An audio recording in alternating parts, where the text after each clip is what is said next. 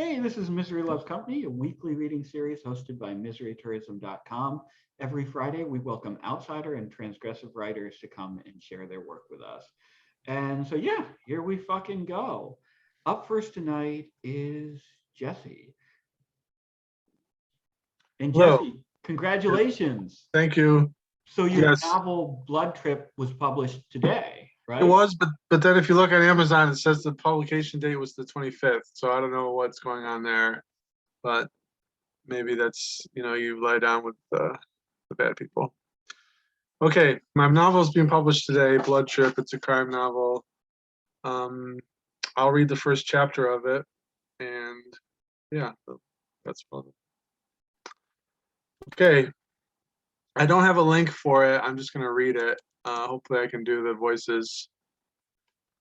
Um, just scrolling down. The first chapter is from the point of view of a guy called Mike. I first met up with Gartner long before my daughter Julie's false kidnapping to discuss the topic of having Alan Barth killed. Without meaning to, I've put out feelers through my most trusted friend Benji. I'd often go to Benji at the pro shop bar at the golf course to bitch about Alan, my ex-wife's new man. Finally, after months of me running my mouth, one afternoon Benji cut me off. Sounds like you'd like to hurt Alan bad. We were the only two in the bar. I was several scotches in, feeling like nothing could knock me down. Sometimes I would, yeah, I replied. I know a lot of people, Benji said, sipping his gin and tonic. The red-headed bartender was trying to get the remote to work. New batteries? He asked her. You think I haven't thought of that? She said. We can get used to one channel, I muttered. My mouth was not completely operating under my say-so. Last night's fight was on. I don't like boxing, she said. Benji gestured at the welterweight in golden trunks bouncing around on the screen. Neither will he come the sixth round. So, you know a lot of people, I repeated. I know you know a lot of people. You know that you know a lot of people. Jesse, sweetie, why don't you give me that remote and go polish some glasses down there? Benji pointed to the other end of the bar. She handed it over and left after throwing Benji a little insulted expression. Benji bit a lip and tried to twist the remote signal into the TV like turning a screwdriver, like that would help. There's someone you should talk to, Benji said to me in a low voice. You don't know him. He's not exactly from around here. But if you ever needed something bad to happen to someone, like his tires slashed or windshield broken or something nasty, I don't know. Benji paused, pushing the volume button on the remote over and over again. This fucking thing is broken. He was changing the subject on himself to kind of underline what he just hinted at. You know what I'm getting at? He asked, looking me dead in the eye, which he normally never did. When can I meet this guy? I asked. Benji handed me the remote and got up. Be right back. He walked outside, whipping his cell phone out. Around the sixth round, he came back in and slowly lowered himself onto the stool next to me. You're in luck, Benji said. He only comes into the area every so often. He restores old cars, mainly Chryslers. There's a car show at the Olisburg Mall. He'll be there on Saturday. Supposed to be a beautiful day. He was right. There wasn't a cloud in the sky. Whoever built the mall in the 80s overestimated the amount of people coming in and out, so there was excess parking space. And every so often, car dealerships would contract with the mall to showcase their merchandise there to the mall going public. And also, like that Saturday, car shows. Classic automobiles glistened in the hot sun like highly polished pieces of a giant's armor arranged in neat rows. The paint jobs were immaculate and bright. My eyeballs burnt from the sun reflecting off the metal and glass. Engines purred all around me as I walked down the aisles, proud owners showing off the sights and sounds of their creations. People bustled around concession stands selling pretzels and hot dogs. Rockabilly played from 1,000 amped up car stereos. Some cars with their hoods up drew a crowd 2 or 3 deep. I hovered near the 1960s Chryslers like Benji had told me to, studying everybody who went by when I felt a tapping on my shoulder. I turned around. "You must be Mike," the man said.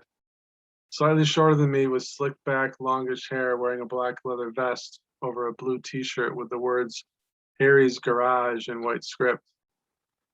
His arms were not covered shoulder to fingertip with ornate tattoos, but he had plenty of ink. He was chewing a toothpick. He had a lot of wrinkles around the eyes that were brought out by the smirking grin on his face. He blended in with the crowd, but right away he seemed dangerous. "I'm Mike. Benji tell you about me?" "Enough." "Then we don't need to talk about me much," add to Benji's big mouth, the man said. "Other than my name, which you can call me Barry Gardner." "Your real name?" "As real as you're gonna hear it." His grin had a terrible wisdom to it. "So you're a bad guy," I said. "How often were you in the principal's office as a kid?" "Let me guess. Daily?" I was trying to test him. He didn't look too worried. "Yeah," he said, and then it went downhill from there. He fixed me with his stare for a few tense seconds before saying, "Here, come, take a look at this," gesturing me over to one of the cars that the crowd was neglecting. We leaned over to check out what was under the hood. Gardner pointed to some innovations and additions that were clearly not from the 1960s. "We should talk again," he muttered to me under the relative cover of the open hood. "I like you, asking about the principal's office like that, but I don't like this place. You like swimming pools?" Sure," I said. "Meet me at the Scobie Park pool in 2 hours. That's 2 o'clock. "We going swimming?" I asked him. 30 grand when it's done, Gartner said. "I won't ask anything up front. I like you." We were both up to our necks in the pool. Kids with slick seal heads bobbed and hooted, splashing each other, but they were well out of hearing range. Sitting in a deck chair nearby was a platinum blonde woman in a black one-piece and Marilyn Monroe sunglasses, maybe 50 years old, who still had some glimmers of sex appeal. Gardner had brought her, perhaps as a lookout, or maybe she was eye candy, I couldn't tell. Bored adults looked at their phones, and so did the lifeguards. "Okay," I said, agreeing with his price, even though I had no idea where I was going to come up with that much untraceable money. Gardner's face looked like floating driftwood in the pool. He was grimacing at me. "And if I catch wind that you're talking to the cops," he said in a low tone only I could hear, "or even worse, that you are a cop, I'll avoid getting captured long enough to come around some night when you least expect it and break your neck. And if you don't pay me everything you owe me, if you try to dodge out of it, I'll make sure the murder sticks to you like tar. Once I do the guy, we're blood brothers for life, you understand?" "I'm not a cop," I whispered. "I won't talk to anybody about this. I want this guy gone for good." "Okay, so long as you understand me." "I do." "Good," Gartner said. He looked around to make sure no one was listening or watching. The pool thing was to make sure I wasn't wearing a wire. "So, Mike, you have any thoughts on how?" I tried to weigh how to say it exactly. I'd never had such a conversation before. "I want it to look like a carjacking down in Atlantic City. My daughter will be down there on spring break with some other kids. I tell my guy we need to go pick her up together. She's in trouble. We're buddies coming to the rescue." "You've really thought about this," Gardner said. "Keep talking." He still had the toothpick. "Maybe it's a kidnap and rescue thing. That'll scare him. We'll go to a certain location down there in Atlantic City, prearranged location. I'm driving. He thinks we're waiting for whoever to show up with my daughter." "Whomever," Gardner said, correcting me, or at least thinking he was doing so. "Where do I fit in?" I looked around so nobody nearby except the blonde lady, no nosy lifeguards, no parabolic mics pointing from car windows in the parking lot. Now I was talking death. "You show up, bang in the head, tell me to get out. You drive the car a few blocks away and get rid of it with the body inside. I tell the police some black guy shot him and stole the car." A lot of complicated stuff happening. "It'll look like a random crime," I said. "I'm covered, you're covered." "Okay, let's say I'm a detective. Why are you down there?" "To pick up my daughter. I'm concerned about her." "What's she gonna think? What's she gonna say?" I tell her I'm just coming to get her. I have a bad feeling about her down there. Who wouldn't? Isn't she gonna miss him? Gardner asked. Excuse me, is this part of what I'm paying you for? People get caught, Gardner said, over the littlest detail. Of course people are gonna miss him, I said, but I won't, and I'm the one paying for this thing. And what details? It's all thought out.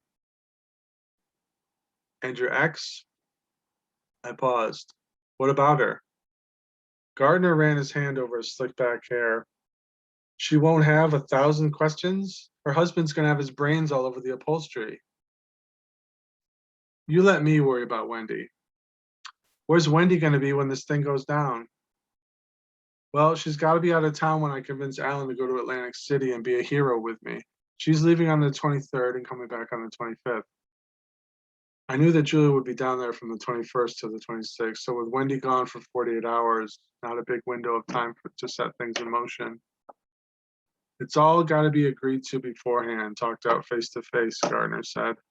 I don't like cell phones. So you gotta tell me where you're gonna be, when you're gonna be there, what this car looks like. Is it gonna be your car or a fake out? My Toyota, I said. It's gotta be real. Alan might get suspicious if I take him down to New Jersey in a rental. If the cops find the car in a hurry the same day, If the cops find the car in a hurry the same day, I'll get it back no time. Maybe you can put something inside when you boost it, cool cigarettes or something. What do carjackers eat and drink? Hey, I'm just there for the bullet, no stage magic illusionary shit. And that's the end of chapter 1. Jesse, that kicks ass. There's no fat in that chapter at all. If you know what I mean, like there's not one superfluous line, you know, that you really, which is what you want from like a pulp noir piece, right? You want to feel like every single sentence, every word is precisely chosen. And you want the narrative to be propulsive, right? To just keep moving forward, moving forward. And the dialogue here is really good because on the one hand, it fills all the requirements of pulp dialogue, right? It advances the plot. It lets you know that these are kind of hard-bitten guys. It gets at like the coldness, like the emotional and psychological coldness underlying all this, but it's still like creative and it's still funny. I love the like, of course people are going to miss him, but I won't, and I'm the one paying you moment, because it's just like, I don't know, it's so like, it's so bleak and it's so to the point and so ugly and funny too. And the whole yeah, the whole chapter kicks ass basically is what I'm saying, Jesse. I'm and hopefully some of the people here will pick up the book. Okay. Thank you everybody for listening to me read. Yeah. So do you want to say a little more about the book? Maybe pitch it a little bit since we... Oh, just well, it's weird because like it's been so long since I've looked at it. I submitted it a while ago, edited it, and submitted those edits, but then it's sort of like been in this kind of purgatorial state, you know. Yeah. And so I want to get a copy of it myself and read it, but there's that whole thing where you read it and find all the typos and all the cringeworthy stuff that you kind of missed when you first wrote it. It's exciting to see people react to it on Twitter and stuff, and yeah, it's I feel a little bit like the Amazon thing, you know. I'm dealing with a publisher that is going through Amazon, Oh, and that's okay. how I would get my copies, and that's how basically everybody would get their copies somewhere in the kind of like stream of production. Right, right. And I don't know. You feel compromised and stuff, but I mean, I don't think so. I mean, I guess. I mean, everyone has their own ethical ideas and standards, right? But I mean, honestly, for me, like when you look at like small presses and you look at authors and you see all of these people like desperate to get their work out there and be heard. I don't know, like Amazon and all of these all of these different like outlets have made it possible for authors who like, and don't get me wrong, fucking Amazon sucks, and it's great that their employees are starting to unionize and shit, but it's also great that an outlet exists that allows authors who otherwise would have had to put their magnum opus in their fucking sock drawer, and maybe their, you know, maybe their fucking kid would have found it when they were cleaning out the house after they died, you know, to actually have a chance to get an audience for their work. And I think that's something that, you know, you can't, as an artist, you can't understate the value of that, right? Yeah. But anyway, Jesse, congratulations. It fucking rocks that it's finally out there in the world. Yeah, I'm really happy. I want to move on to the next things, of course. You know, it's kind of a good incentive once you see it happening to try to make it happen again, you know. Yeah, definitely. But actually, Misery Tourism and Misery Loves Company has been a great like place to position oneself, you know, when we get published. Oh, it's cool. Yeah, no, it's been cool to kind of see you through this process too, honestly, Yeah. because I think you were still kind of pitching Blood Trip around the time that you started attending, and now it exists. It's out there. Yeah. You know? I just want to get my hands on it. They told me they're going to send me a proof, but I haven't gotten that proof yet, and it's publication day, so it's kind of funny. But the world of small presses.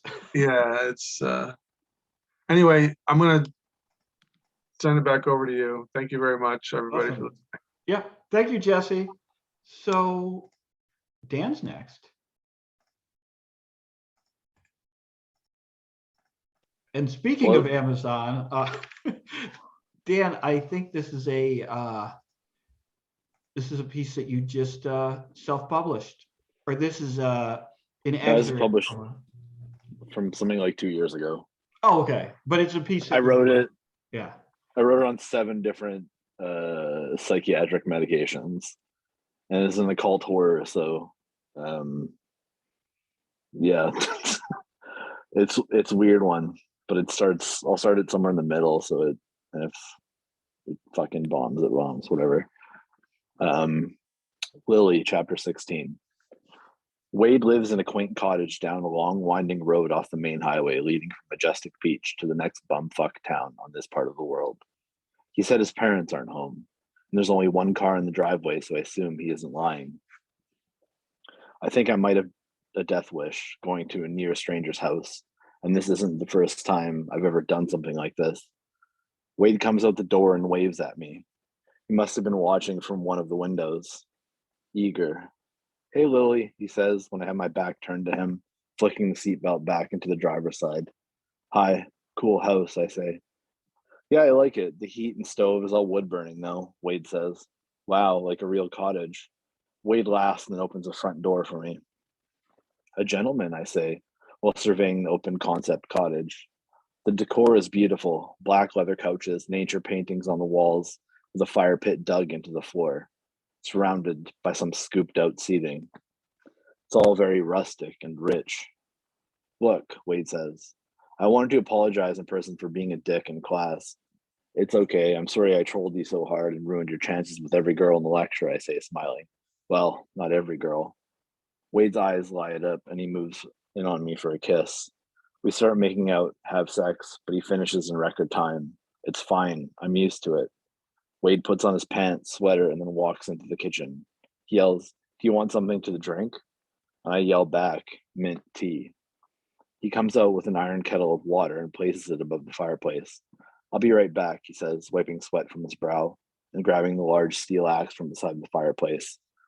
I watch him go outside, then try to admire the room I'm in some more, but I get bored and pull my phone out of my purse.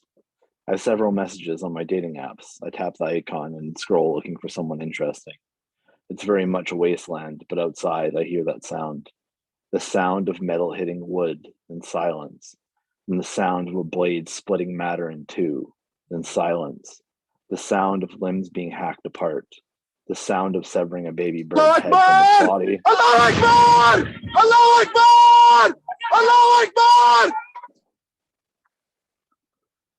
That was I appropriate. apologize, Dan. I just had to see what he was going to do. He sat in that waiting room for like 20 minutes. I apologize. It's all yours again. This- God. The sound of mercy. What's orphaned is meant to die. Wade comes into the house with a pile of wood under one arm and the axe in the other. He sets his axe next to the fireplace and meticulously arranges a teepee of kindling next, ready to be lit. Do you have a lighter? He asks. Sure, I say, going through my purse with eyes still fixated on the axe. Wade goes to the bathroom, dusting off his hands. He has a sliver of wood stuck to his wool sweater. The axe is sitting there waiting. I'm kneeling on brick, my hand in the fireplace, flicking the striker of the lighter. The paper catches, then the wood starts. The axe leans against the masonry, and Wade is still in the bathroom. I pick up the axe and feel the weight of death in my hands. Wade's footsteps come from around the corner, and I ready the blade. His eyes go wide as I swing the blade in an overhead arc. The axe lodges itself in his skull. Blood pours from the wound. The speed at which Wade goes from there to not is exciting. It's like turning off a swinging light bulb. Click. Darkness. Wade's body falls to the floor and his blood pools around his skull. Dark red tissue is visible after I pull the blade from his head, and he had the stupidest look on his face. He thought he could just fuck me. Pathetic. This is David. If I imagined my mind as a sandbox, it would be the kind with a lot of cat piss in it. Toxoplasma gondii was the one thing of many that I blame for my illness. Birds sang in the morning like broken shoes on the pavement. Everything is just a bird song that happened to start without a quarter in the jukebox. Every morning I go outside to smoke a pre-roll before taking my meds. There's always a deer in the garden. I remembered a cab driver say it was God's country, the way everything was so green and hanging over the new road. Cabbies drive 120 on the highways because it doesn't matter how fast you go, just how quickly you get there. Uber would be cheaper, I thought, with my mind about to float off into the noosphere. Old ass hands carrying copies of the Watchtower walk down the street. The bastards. I want to yell out, get fucked, molesters, diddlers, but I had a sensitivity to the piousness of normies. I'm only 10% high, but I feel 100% ready to conquer my thoughts and self-defeating thought processes, I said to myself a few times. Have you heard the good news? One of the old men asked. Oh, Christ, what's good, homies? I said. The man took off his bowler and held out a pamphlet to me while pinching the corner of paper between my thumb and forefinger as though it were dirty toilet paper. I said, is this what passes for human connection? I meditated for friends, and this is what God sends me, 2 old men who say I should quit smoking. It is about faith primarily, the other old man says. Are there perfume advertisements in this? It's about God. There are no advertisements. I like advertisements. I only think about hanging myself 3 times a week instead of 15. That should be in the lithium commercial. They don't have commercials for lithium because they can't make much money on it because it's a natural mineral. The focus of this issue is using faith to overcome bad habits, the old man said, pointing at the roach in my hand. I squinted. It's not minding your own business a bad habit, I said, through spit flying from my mouth. We are here to help you, the elderly man said, putting on his hat. I don't know God from Adam, but I know enough not to interrupt people when they are doing something very fucking important, like waking and baking. It's legal now, you know. The Lord wouldn't want you using drugs. The man let his glasses slip down his nose and he smiled the patronly smile that clued me into the game. We don't have a Lord, and I'm pretty sure your Lord doesn't give a fuck if I smoke shit or spit. Come to our hall in Primrose this week. We have an open mind and an open heart. What do you guys want, some money or something? I don't have any cash on me, but you can take my empties and cash them. I'm too busy to do it myself, and you guys could use a couple of bucks, eh? The old man walked away and I relit my joint. I closed my eyes thinking of all the things I wanted to say to whatever God was responsible for my fear. Inside my suite, the floor is made of cork and covered in a thin layer of dust. I went to the bathroom mindful of the altar to Moloch on the counter, then opened the door to my Aunt Gina's portion of the house. Hello? No one answered. I walked past the junk mail on the kitchen table, staring at it, looking for patterns or messages. The universe did not talk to me. What am I? Hello? There are men of God outside and they're making me feel guilty about existing. Aunt Gina? This is Lily 17th chapter. Murderer, an old white lady shakes her fist in my face. Scum, another yells and spits. There are dick-headed old ladies camped out in front of the Planned Parenthood building. I should have planned better, ironically. There's some bug-eyed sunglasses in the glove compartment of my car, but I have to run the gauntlet of biddies again.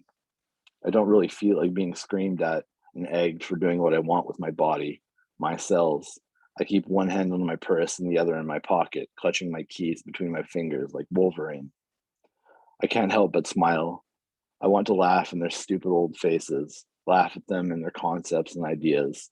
That's all they are. Ideas, concepts, notions, all received from others. None have formed their own opinion. Older generations were so easily indoctrinated. All there used to be was the TV, radio, and church. Church is where the most fervent and intense notions came from. Inside the clinic, nobody pays the protesters any mind. It's business as usual, though there are a few burly security guards checking IDs in the foyer.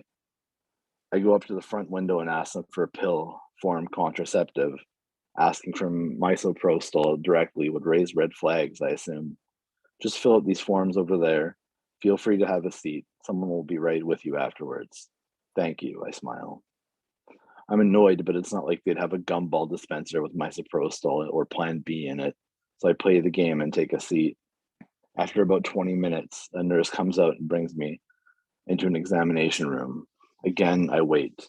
I wait for a doctor for 30 minutes before tech comes in to draw blood. I assume it's going to test for pregnancy. I wait some more, and then the doctor comes in with a chart. Have you been in here before, Miss Musso? No, I say. Okay, you're pregnant, but I assume you already knew that. Yes, I say. And you're positive you want to terminate the pregnancy? Yes. The doctor pulls out a prescription pad and writes me up an order for misoprostol. Thanks so much, doctor, I say, reaching for his hand to shake. It felt awkward afterwards, like maybe I should be acting more mournful or something. If you're interested, please check out some of the groups we run. There are pamphlets in the waiting room, very informative, very effective at maintaining your reproductive health. I will, thank you, I say, and leave the exam room, down the small hallway, and into the lobby. The protesters have gotten louder, and I can only imagine what it'd be like to try to leave. I feel the red anxiety build in my hands and legs. I feel like I'm about to turn to a shaking sack of congealed blood. I grit my teeth and step out of the building. My chest is immediately hit with an egg, and then another. It's weird to be punished for getting rid of embryos by having embryos thrown at you. I walk at a steady pace, careful not to rush. I don't want these animals thinking I'm afraid of them. Their hate rolls off me like water off a duck's back. I am not afraid. I am not afraid. Girls like me don't let other people drag them down. Girls like me don't care. Girls like me make these people feel like they're doing something to make the world a better place. They aren't. They can't publicly protest gay marriage or interracial couples, but here they are, supposedly in a safe space for hate to fester. That's all it is. They could spend their time and money on helping orphans. Instead, they support forcing pregnancy on women. It's original sin, the pain of childbirth. Technology happened. Now we subvert God's will with a few white pills. Puke. That's it. Dan, I really dig these stories. I really dig like what you've done with the so these are like horror stories, right? But they're horror stories, I think, in the sense of like the like great old episodes of the Twilight Zone were horror stories, right? Like there's a lot of slow psychological tension. There's a willingness to dabble in like actual honest to goodness like issues and questions that have like real like political or psychological import. It's not simply like, you know, slasher shit or whatever. So it's a really I don't know, I think it's I'm sorry, I'm somebody in the waiting room called not Josh Sherman, don't let me in. Is that that's a powerful command of reverse psychology there, because I know I shouldn't let this guy in. Oh, he's gone. Good. The decision was made for him. Anyway, Dan. Anyway, Dan, I really appreciate what you've done here. And as usual, as is typical of like your work, there are these really great moments that like turn from being like really wretched and terrible to being really beautiful, just like that. Like the way that you went from like the cat piss litter box image to like the God's country open landscape image in the second story. That turn, it's like you're the one of the few authors I know who does that and does it as well as you do it. Anyway, it's good shit, Dan. Thank you for sharing. I wrote it after what's it called? What was that movie? Seeing Hereditary for the first time and seeing that like horror could be more than just slasher shit. Yeah, yeah. Like I'd seen The Birds by Alfred Hitchcock like years and years ago and went, oh shit, like how simple is this but effective, right? Without having to just throw fucking ketchup at people. Right. It does have those Hitchcock vibes, and I really like the line in there. It's weird to be punished for getting rid of embryos by getting embryos thrown at you. That was fucking an amazing line. Holy shit. That's genius. Yeah. But thank you, Dan. Thank you, Dan. And Keith is next. Now we've had a pretty dark tone to the first few stories of the night.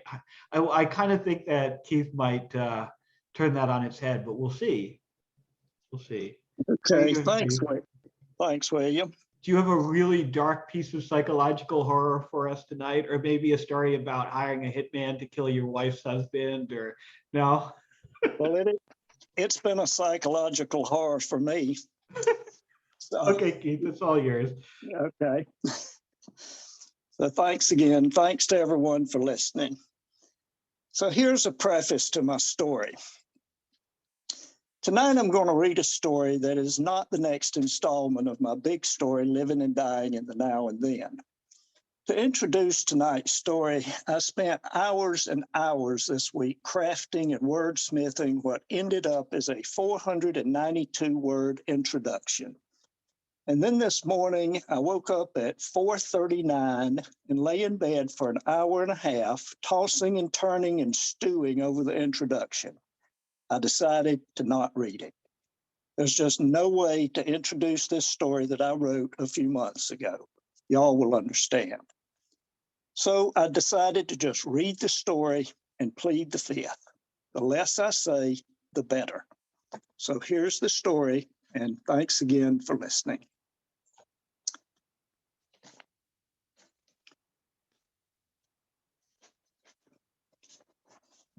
Richard LeBeau's Fleur-de-Lis. He loved the way that Fleur-de-Lis rolled off his tongue when the lifeguard asked him about the small tattoo on his wrist.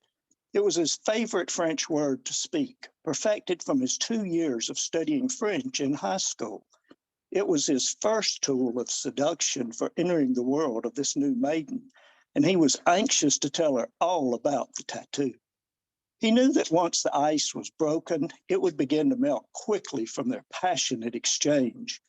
Two bodies, tangled in the throes of passion, began to dance in his head like sugar plums on Christmas Eve. He demurely introduced himself first, Richard LeBeau, placing an emphasis on the pronunciation of his surname. His dad had certainly done two things right in life: providing the seed for his existence, and then blessing him with his wonderful name. Names and even nicknames are very important, and early in his life, he had learned how to use them to his advantage. Although his surname was clearly French, no one in his family had ever been able to trace their lineage beyond his small redneck hometown in South Georgia. But in the early stages of meeting girls, and then women, he had learned how to easily deflect questions about his roots. And South Georgia was the furthest thing from their minds at this stage of interaction. There was no need to get into details about his ancestry. With an affectionate and inviting smile, the lifeguard introduced herself as Cheryl. He didn't hear if she said her last name. Cheryl was going to be his beloved.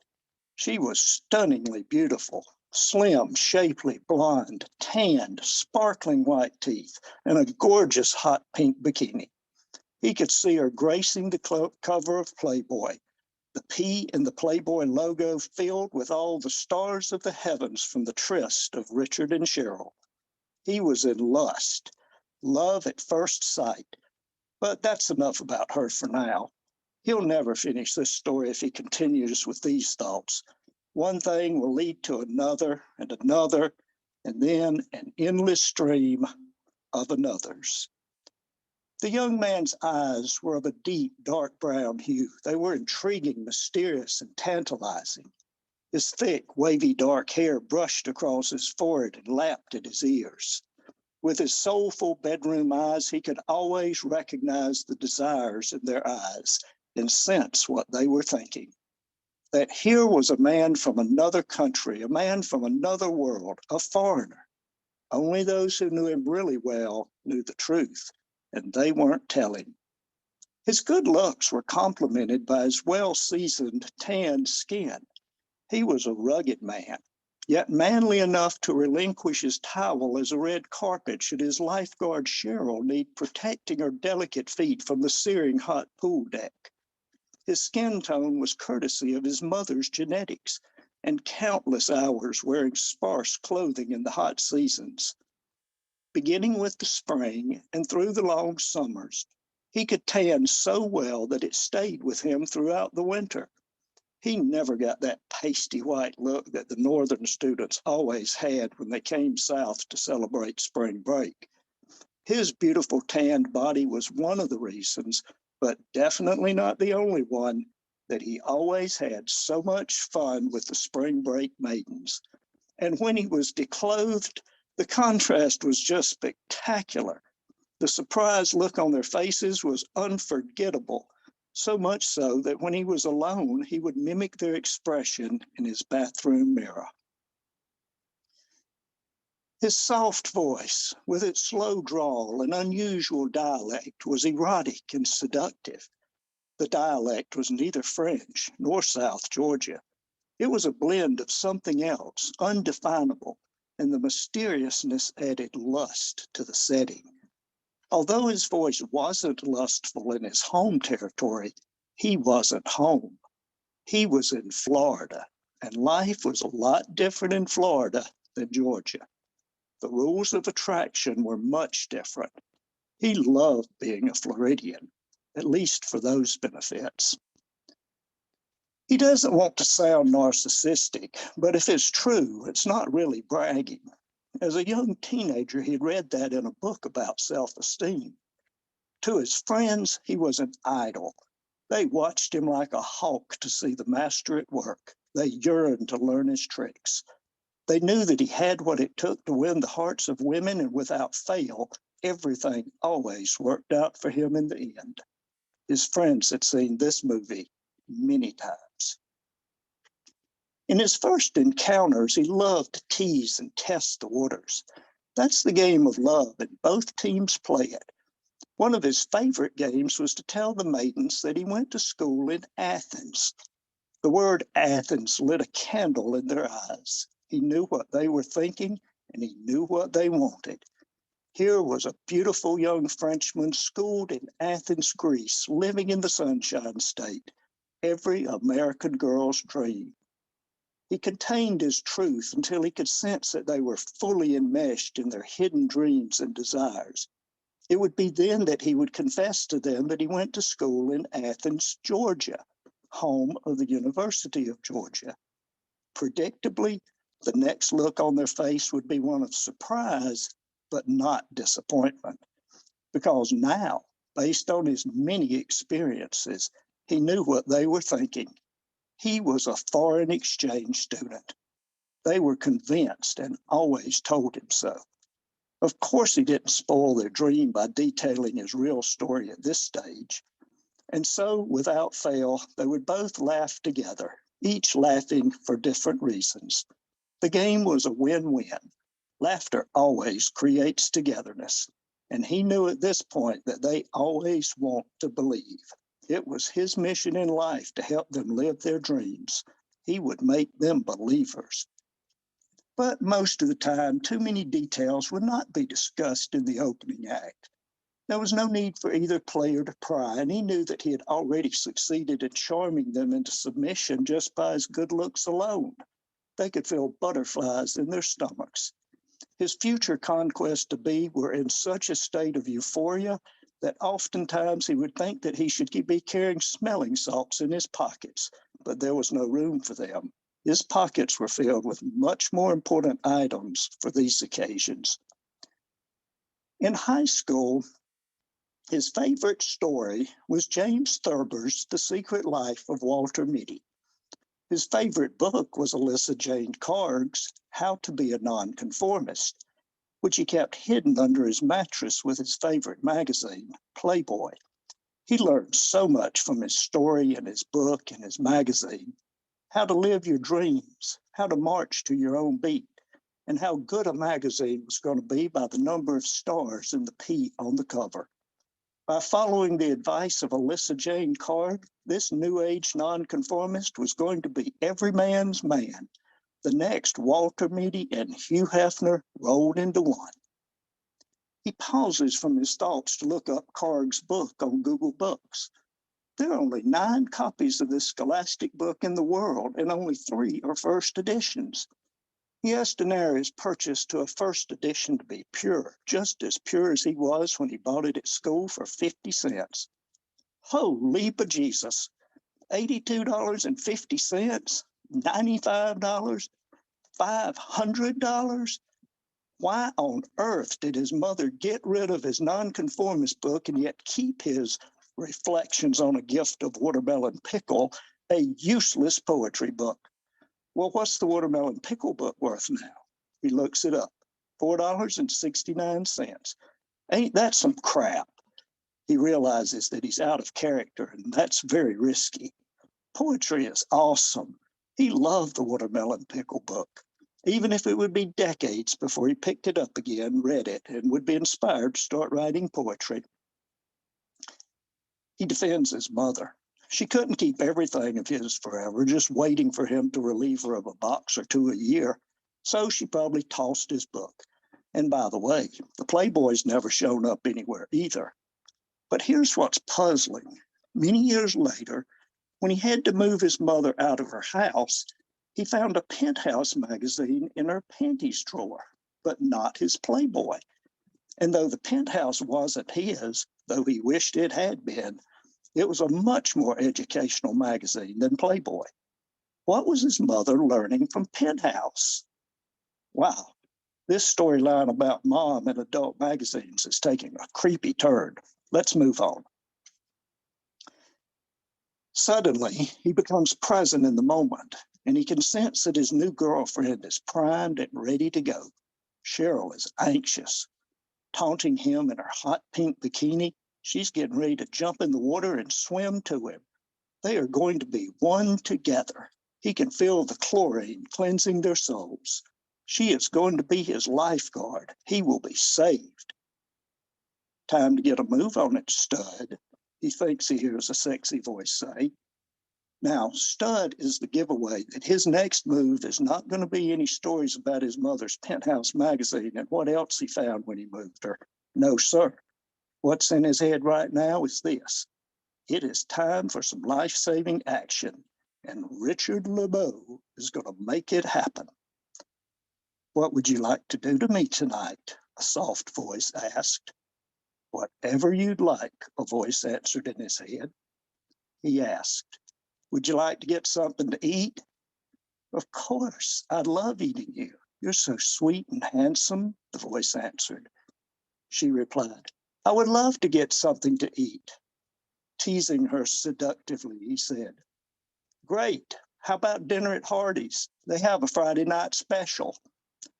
I love Hardee's. I work the weekday morning shift there from 5 until 1. They won't let me make the breakfast biscuits, but they say that I'm manager material, she humbly declared. You can manage me and make my biscuits, he thinks to himself, but instead says, wow, That's so cool. You have two jobs? You're a lifeguard and a future manager at Hardee's? That's incredible for someone. He quickly catches himself, thinks for a moment, and continues. So motivated and hardworking as you. Have you ever considered going to college? He's not really sure why he asked that question because he's pretty sure he already knows what she's going to say. She answers, I'm already in college. This is my summer vacation. I'm halfway through my second year because I overloaded this year. I want to finish in 3 years. I want to be an elementary school teacher. I love kids. I could finish quicker if I didn't have to do work study at college to help pay for everything. My scholarship doesn't cover enough. He senses that something is happening. He is feeling it. For once, he is speechless. Here he is, a young, educated, handsome, eligible bachelor living in a really small podunk town in the redneck Riviera, 20 miles from the beach, alone with himself, and it's not spring break. This must be another dream. She's so hot she should never have to work, except maybe as a summertime lifeguard for our babies. She'll never have to labor for wages. I'll see to that. I'll work my fingers to the bone to keep her happy. What the hell is happening here? What person is he writing in now? Is he using quotes properly? Is the grammar correct? His mind is getting confused. He can feel things in his bones that he hasn't felt since his early teenage years. Come on now, get a grip on things. She's turning the script to her advantage. This is not how things are supposed to work with him. He must be having another dream. Relax, deep breaths, control, relax. He must get himself back into the story properly. This is not good. A brief respite ensues. He feels the story. It is real. It is happening. The play is moving into Act 3 right now. Do you feel it too? He told her that it was no accident, that the tattoo on his wrist was that of a fleur-de-lis, and that the things that he carries in his pockets are for needs, wants, and protection. He wants to make sure that they are both on the same page and each feel safe with each other. He's a very careful, cautious guy, though truth be told, one time he really slipped up. Back when he was in high school, one Saturday night in his Opel Kadett with his date. Suddenly, he is not in his Opel Kadett with his date. It is dark, really dark. He is breathing heavily. His heart is racing. He has a good feeling, a really good feeling. He feels sweat on the nape of his neck, dampness below his waist. He is beginning to come back to life. He realizes what has happened. Nervously, he slowly extends his arm outward and feels warmth. She's not moving. She's not dead. His wife is sound asleep. In more ways than one, he feels relieved. After Cheryl goes to work, he'll finish this story and clean it up. If anyone can clean up a story, it's Richard LeBeau, the debonair gentleman with the fleur-de-lis tattoo. The end. Holy shit, Keith. This is so fucking good. I love, like, this is a really fucking remarkably well-written character study. Like, you know that I'm a sucker for unreliable narrators, right? And it and what you do here, especially in the first third of the story where you're establishing your narrator's personality and his quirks and his worldview and his perspective and everything, is really remarkable. And I love, like, the tension between, like, the European and the Southern, right? Like, our perspective of like what it means to be European, what it means to be French, and our perspective, like our ingrained thoughts about what it means to be Southern, what it means to be from Georgia, and the way this guy exploits and manipulates like people's perceptions about those things to get a to like ingratiate himself to these women and stuff. And oh my God, that shit is so good. And then you do something else that's really remarkable here, which is just when like the reader or the listener in this case starts to feel like they understand exactly what kind of story they're experiencing and exactly where this thing is going. You totally subvert expectations and add another layer of like deconstruction and psychological depth and complexity and surprise to this, like a meta level to this thing that turns what was before a really sharp, humorous character study into a really like profound look at like the psychology of writing and aging and all that. It's good. I'm rambling, but it's good, Keith. It's real fucking good. Thank you. I appreciate it. Glad y'all enjoyed it. Yeah, awesome. Thanks. Thank you. Well, thank you for reading. Who's publishing this? Asking me. Keith, All right, that was well- amazing. Thank you for reading. I just wanted to say that. Maybe Misery Tourism is publishing it. Maybe Misery Tourism should be publishing it. I will scoop this shit, William. I don't give a shit. Oh, will. we're gonna fight. You don't do books. You don't do books. You fucking twats.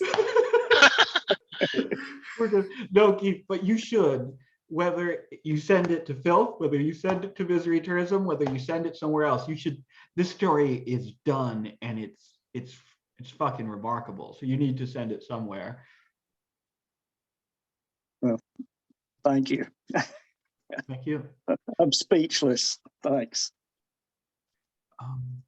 Thank you, Keith. And Derek's next. Yes. How's my microphone? Can you hear me all right? Perfect. Loud and clear. Oops. That was amazing, man. Excellent. There's such a familiarity and love I have for that, like the geography of those stories. The fucking dinner at Hardee's is just like it's very it makes me emotional for a type of a past. Very beautiful. Take a tea here. This is called The Three Phone Calls. This is the first piece of fiction I've written in a while, so you have to bear with me, but it's not long. Stephen Dalton turns 40 years old in 5 hours. He lives alone with his wife and children. They are away for the moment. He has few friends. He works a clerical job at a law firm and makes a comfortable, stale living. He has 3 phone calls to make before he goes to sleep and wakes up at the second half of his life. 3 phone calls to make to 3 people from a past that has not felt like his own for quite some time. He pours himself a ginger ale. He does not drink alcohol. He stopped doing that 9 years ago, and he does not miss it. He misses not being able to feel something different on demand, but not terribly so and not terribly often. He grips the phone in his hand. He wishes it was a rotary phone. He wishes he could dial the operator and ask to be connected. He hates how sleek and cool everything is. He hates how he's supposed to feel about it, and he hates how he does feel about it instead. The 3 phone numbers are not written down on slips of paper. The 3 phone numbers are not written down inside his day planner by his desk. The 3 phone numbers are in his text messages on an app on his phone. He hates that too. He wishes his birthday fell on a Sunday for reasons he does not understand. It falls on a Friday instead. It falls on Good Friday and not at all on a Sunday like he'd hoped. He looks at the bubbles in the ginger ale and thinks nothing of them. He sits in the front room and watches the color of everything outside fade slowly through the window. He picks up the phone and calls the first number.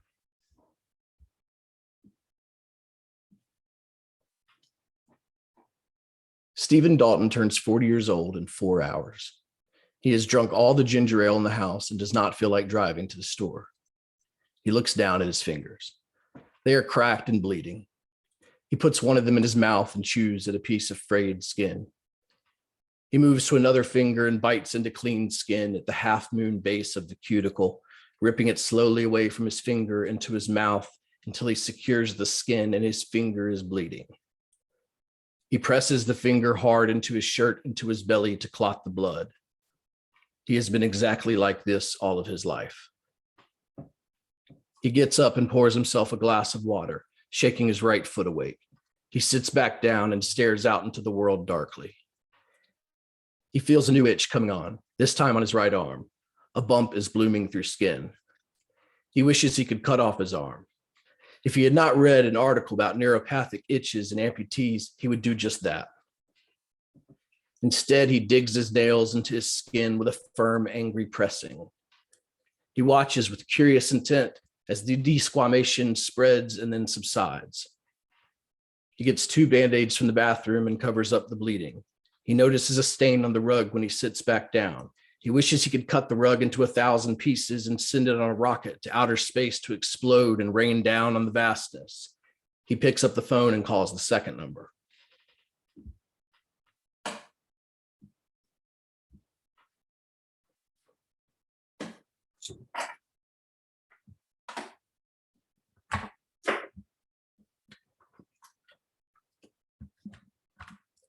Stephen Dalton turns 40 years old in an hour and a half. He's not going to kill himself while his mother's still alive. This much he promises. He's not going to visit her or call very much either. He has one more phone call to make before he turns 40 years old. He is ritualistic in this way. He is also romantic and prone to magical thinking. None of this has served him well as yet. There is still time, he thinks. He has gone to therapists and spent time in treatment facilities and learned why he is the way he is, and this has done nothing to make him any less so. It only made him call his mother less. He has been taught how to breathe when he is upset. He has been taught how to imagine something other than what is happening when what is happening hurts. He has been told to appreciate the small things and find and grow a spiritual side and exercise for 30 minutes a day and to forgive himself and other people. He has not eaten in 2 days. The last number on his list is the most difficult. He knows all 9 numbers without looking at his phone. The numbers are allied to his body in his lived experience. He carries them around with him always. Tonight, he dials them. The voice he was expecting answers. He talks unevenly through barely disguised hyperventilate sobs and chokes. I'm sorry I'm me. I tried not to be.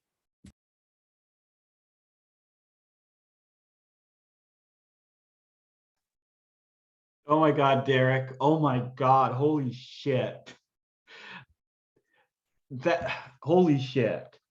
As usual, like with your pieces, there's so much here, like so much in this piece is communicated both by what you say and by what you refuse to say.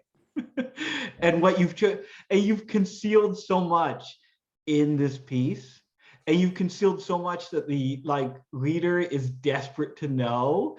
And the way you handle this, it's so good. It's like seductively good, because obviously, like, the reader's expectation is that these phone calls that we do not hear, that we get very little information about, should be like the bulk of this story, right?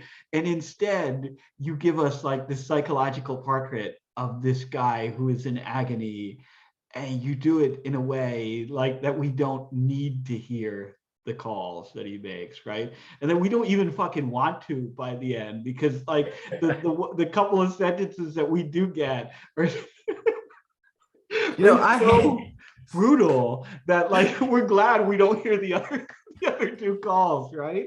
Yeah, I hate it.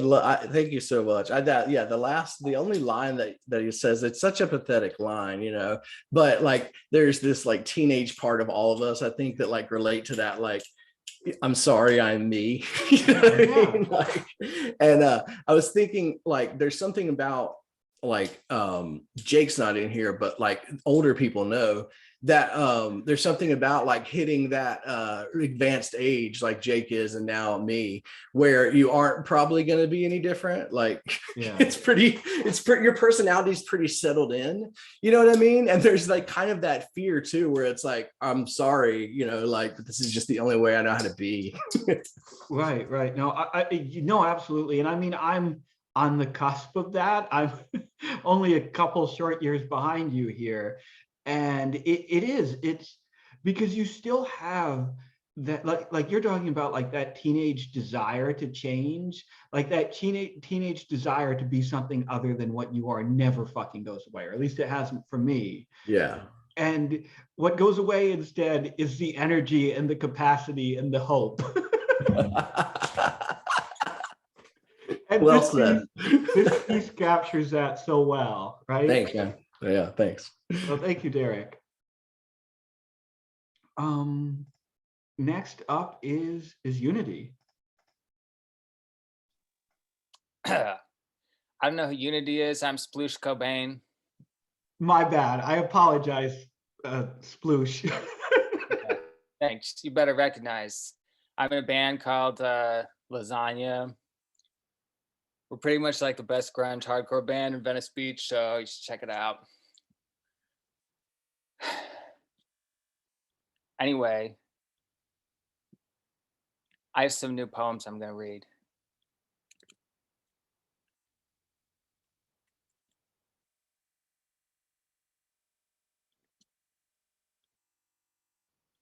Okay, the first one's called Swim. I was trying to remember someone else has a poem called Swim, but whatever. If they do, I'll change it. Swim. Me and Luca drove out to the north suburbs to party. I pissed in a McDonald's cup on the way. I dumped the cup out in the hotel parking lot. Then we went inside. There were two people in the room, a guy and a girl. The guy was tall and thin. He lived with his mom in a trailer, he said. The girl was fat and wore glasses. She either worked at McDonald's or used to work at McDonald's and got fired. We sat on the bed in a circle with the meth in the middle and took turns taking puffs. I'd met the guy once before in a different hotel. His name was John or Jim or Joe. We talked online before meeting. His photos were hot.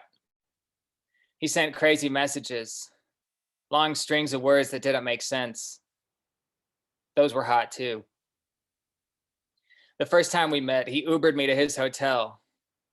I climbed on the bed and touched his arm. His skin was soft. He was shirtless. He'd removed the fluorescent bulbs from all the lamps and replaced them with red ones.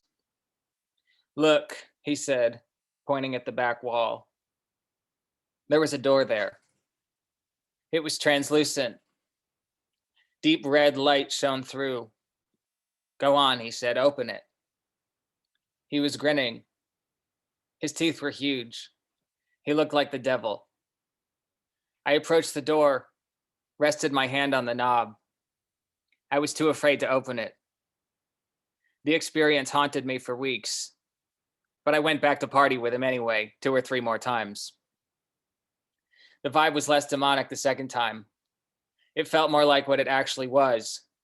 Just 4 broken people doing drugs and gabbing, burning holes in the bedspread, trying to get comfortable on cheap, low thread count sheets. Soon it was time to leave. It was morning. Luca wanted to score dope. The girl said she could help, but needed a couple hours to arrange it. We went to the closest park to wait. We sat in the grass on the side of a hill and watched geese swim in circles in the pond. There was no one else in the park except one guy power walking, listening to music on his headphones. The town seemed pretty dead.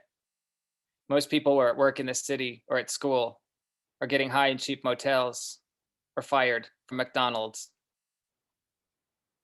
The girl texted Luca. She had the stuff. We met her at 7-Eleven. They did the thing, and we drove back to the city. Oh, by the way, every time I said I in this poem, I meant someone else, not me. A person I met a long time ago. A friend of a friend of a friend. Second one's called Gatito. The image of you I jack off to most is of that Dominican trans woman fucking you. You were on your hands and knees. She was behind you. I was kneeling on the floor by the bed as if praying. Your chin nested in my palm. We're so connected, I thought. We were naked and happy. Our pupils soft black tunnels. We fought at my apartment, on the Greyhound, the Chinatown bus. We masturbated in the Airstream at Ida. We came at the same time, then both burst out laughing. In the bedroom, we examined our arms, legs, necks, searching for punctures, secret incisions. At my parents' house, you blew pot smoke out the window at the foot of my childhood bed.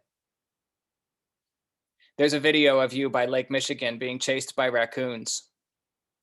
First one raccoon appears, then another and another. You look surprised and then happy. You laugh and skip away. Last night I couldn't sleep. I was scrolling through your mugshots like a flip book, watching you get worse and worse. Your hair gets long and stringy. Your sockets grow hollow, the eyes lifeless, cold. Your mouth caves in around the edges, lips puffed out where the front teeth were. I wish I still had the raccoon video to wash the taste of those photos from my mind. And I have one more. I wrote this one. I know some people have been suffering from some melancholy, so this is dedicated to any and all of you. It's called How to Cure Any Depression Using One Weird Trick Discovered by Mom.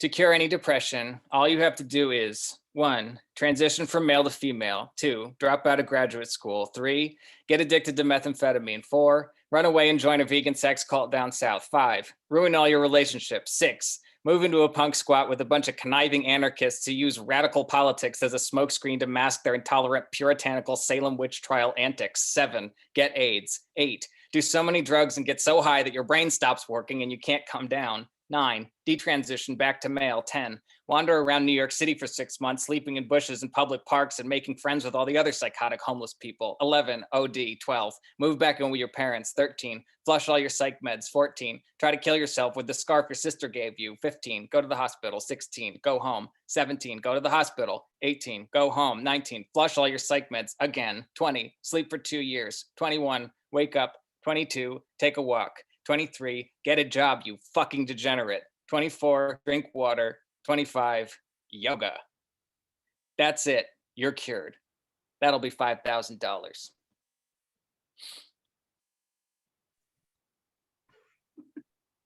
Sploosh. I can't believe that a first timer at Misery Loves Company would bring a three bring the fire first time out is what I'm saying. Anyway, these poems are so fucking good. And I feel like everyone here could write their own version of that last poem. But what I really dig here is like the imagery, especially in the first and second poem, is like precisely calculated to be just a little bit surreal without ever leaving like the world of the mundane, right? Like the shit about being chased by raccoons, or that incredible moment in the first poem where, you know, just a little bit of demonic light under the guy's door, and then like the vibes were less demonic the second time. And there's so much here where it's like, you capture the moments that really do happen in real humans' lives where like after that moment occurs, you say, fuck, did that just happen to me? Without ever sliding into that space that's purely fictionalized, right? Where people will say, oh no, I'm listening to a poem, I'm reading a story now. And there's so much sadness here too. The mugshot thing, the mugshot stanza, and that last stanza of the first poem are fucking heart-wrenchingly like brutal. Anyway, these are fantastic. Thank you so much for sharing them. The veils are thin, man. The veils are thin. Thin as ever. Yeah. Thanks so much. Sploosh, thank you for explaining to me what my next 10 years of life are going to be like. I'm going to kill myself now so I don't have to deal with that shit. Glad I could help. Real man, shit's pretty harsh. It must be hard to be in your 20s and be at Misery Loves Company, huh? It just like I'm 33, you fucking asshole. Shit. Well, that's a compliment then, right? Right? But that's still it's still sad. It's still sad to look forward to the future. Yeah. Sorry about that, Alexandrine. Rudy, were you going to say something? No, I was except for asking Sploosh for their autograph. Yeah, of course, my brother. Yo. Hand me that Sharpie. Fuck yeah. The only stipulation is you've got to get my signature tattooed. Well, I was gonna have you sign my shotgun, but either way. So I get that a lot. So thank you, Sploosh. And Josh is up next. One sec. So Josh, you finally did it, huh? You got your problematic lit EGOT. You've now been published in Misery Tourism, Expat, and Terror House. You are triple canceled, my friend. It was weird because Matt, I sent the story to him months ago after we were talking about even that kind of problematic trifecta, and I sent it to him, and I thought I changed it since I read it here, which is why I'm reading it again mostly. And I thought it was like a good fit for him, and I thought he'd like it, and then I didn't hear back, and I was talking to Unity about it, and so and I was talking to Unity about it like 2 weeks ago, and it was, or last week, and it was after I had followed up with Matt because I never heard back, and and Matt says on the website, you can't submit right now, but if you've been in Misery Tourism, you can submit, or if you've been published by us before, you can submit. That's the one. So I thought, well, he already promised his responses in general. So anyways, I didn't hear back. And then I woke up to like not that many notifications, but like double-digit Twitter notifications, and was like, what have I done? I didn't even do anything last night. Like, is my ex back? And no, it just turned out the story had been published, and I opened my Gmail after, and it's him being like, sorry, I didn't reply. I'm going to publish the story in a minute. And it was just like, for me, part of the process of that is that I like sending it off, and I instantly see things I want to correct, even when I send it to the journal, right? It's kind of like that thing where you see a typo, but it could just be a little thematic thing or whatever. And I didn't get that chance. It was just up, and I was at first kind of annoyed, but I was like, you know what, whatever, because I get the chance in the book to make it, right. You how I want it. Run so anyways. We did that once. I'm proud to say Misery Tourism has only once published someone under those circumstances. And what it was I accidentally sent the acceptance email to like Rudy or something, because I had forwarded the submission to email to Rudy, and I accidentally sent him the acceptance email instead of sending it to the author. And then I went to put the author's work online and let him know I had published him. And I looked, and I had never let him know that we accepted it. Luckily, it was a dude we had published in the past, so he was just like, cool, but I was like, oh no. Yeah, no, but whatever, it's fine. Again, it was like, actually, it still helped with the process of like making the story better. And so thank you to Derek, who actually was a reader of this since even the last time I read it here, as a different title and everything. So this story is called Kobe. And all day long, the seconds had seemed to ooze, thick and heavy. The most excitement Jake had that day was when he realized he was still connected to his work's VPN while searching for Asian bukkake videos on Pornhub. Well, what's his employer expect? He's been working from home for more than a year. Naturally, he'll let things like that slip from time to time, get a little too comfortable on the virtual private network, etc. Evening has fallen, though, and Jake forgets all about that little misstep. He's in the zone, that state of heightened focus known to athletes performing at their peak. He spots an opening and makes a move, demonstrating impressive finesse. He pivots, fakes, then calls out, "Kobe!" His fadeaway release is a thing of beauty. The shot traces a perfect arc as it sails towards its target. Then there's a clang. The empty beer can ricochets off the rim of his overflowing recycling bin. Fucking helicopter parent. Jake curses the late NBA All-Star Kobe Bryant for the bad bounce. He picks up the discarded tall boy from his kitchen floor, watches the dregs pool in the dirty grout. The mustard is off the hot dog. The Kobe thing is probably bad karma. It's the 2-year anniversary of the chopper crash near Calabasas, California that claimed the life of the Black Mamba. Fortunately, Jake doesn't believe in karma. Lately, though, he's had the creeping sensation that he's headed for trouble. It's got nothing to do with fate. This isn't about destiny. Such superstition disgusts him, an intellectual. It's more that, well, if you're playing in an arena of misery, the game has its own set of rules. Chess matches don't end in tackles. Rugby rivalries aren't settled by conflict mediators. There are certain parameters. Or maybe it's something more precise, like arithmetic. Basically, Jake's pretty sure that he's not going to like the sum of his recent decisions. And yet there are more pressing matters to worry about at this moment. His fridge is empty and he's still thirsty. Craft beer lives here. A block letter banner announces the sale of alcohol. It's hanging from the grocery store's modular, non-committal facade. Glass panels and siding, the temporary permanence of Toronto's former boroughs. The banner's been dangling here since 2017, when the Ontario government gave up its monopoly over liquor sales. Back then, it was a novelty to grab a six-pack from the supermarket. Now, even 7-Elevens are applying for liquor licenses. The dubious banner looms larger as Jake trudges across the parking lot, and he's reminded of his journalism diploma. It's still framed on his bedroom wall, though he only worked in the industry for a few months after graduation. Like the banner, the diploma seems less likely to ever be pulled down with each passing day. Jake imagines himself, the banner, and his diploma in a race towards total irrelevance and feels a competitive edge. Kobe. He puts on his mask and catches his reflection in the store's entrance. Jake's not used to the blonde yet. Last week, on an impulse, a thought that it'd be nice to see someone different in the mirror, he had his mom bleach his hair. In response, Sasha sends him a meme.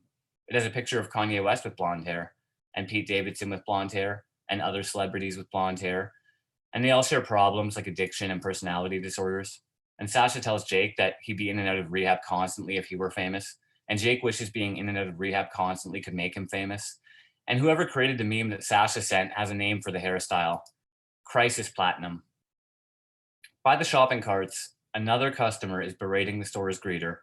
The guy doesn't want to wear a mask indoors. It violates his personal freedom. He has rights. This kind of thing has been happening more and more often lately, but Jake can't understand why. He loves wearing his mask in public. With it, he can say whatever he wants to people, and they'll never be able to identify him later. Kobe. He decides, independent of all the beers he's crushed while watching interviews with famous writers on YouTube that evening, that he's not going to stand for this egregious abuse of the working class. The uninspiring but well-paid content marketing job he's held for 5 years hasn't totally corrupted his values. He's still a progressive, isn't he? Obviously.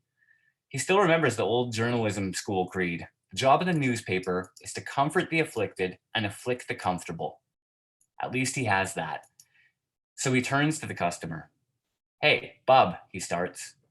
He's been calling people bub ever since learning the pejorative last month. It was in a Raymond Carver short story about a blind man who keeps calling a non-blind man bub. Mostly it seems to confuse people. They don't know what to think, but they're pretty sure they're being insulted. The not knowing part is Jake's favorite. This minutia of chaos. The customer, who Jake now notices is 6'4", has a shaved head and neck tattoo, and is both vaguely Germanic and somehow menacingly avian, looks over. Jake's past the point of no return, he feels, so he follows his initial volley with something less ambiguous. The rules apply to you too, asshole, so why don't you just shut your mouth and move along? The words hang in the air like a helicopter that isn't the helicopter transporting Kobe Bryant, his 13-year-old daughter Gianna, and 7 others on January 26, 2020. Black Mamba, he thinks. The customer pauses, stunned. Although maybe it's just his face. His delayed response when it eventually arrives is something that Jake's heard ever since his playground days. What did you say? Ha! Jake's not going to take the bait. He knows better than to answer. That's what they always want. People are constantly trying to pick fights with him, but he's learned not to give them a reason. He simply won't engage. He crosses the lobby and enters the store, taking pride in his skills of de-escalation.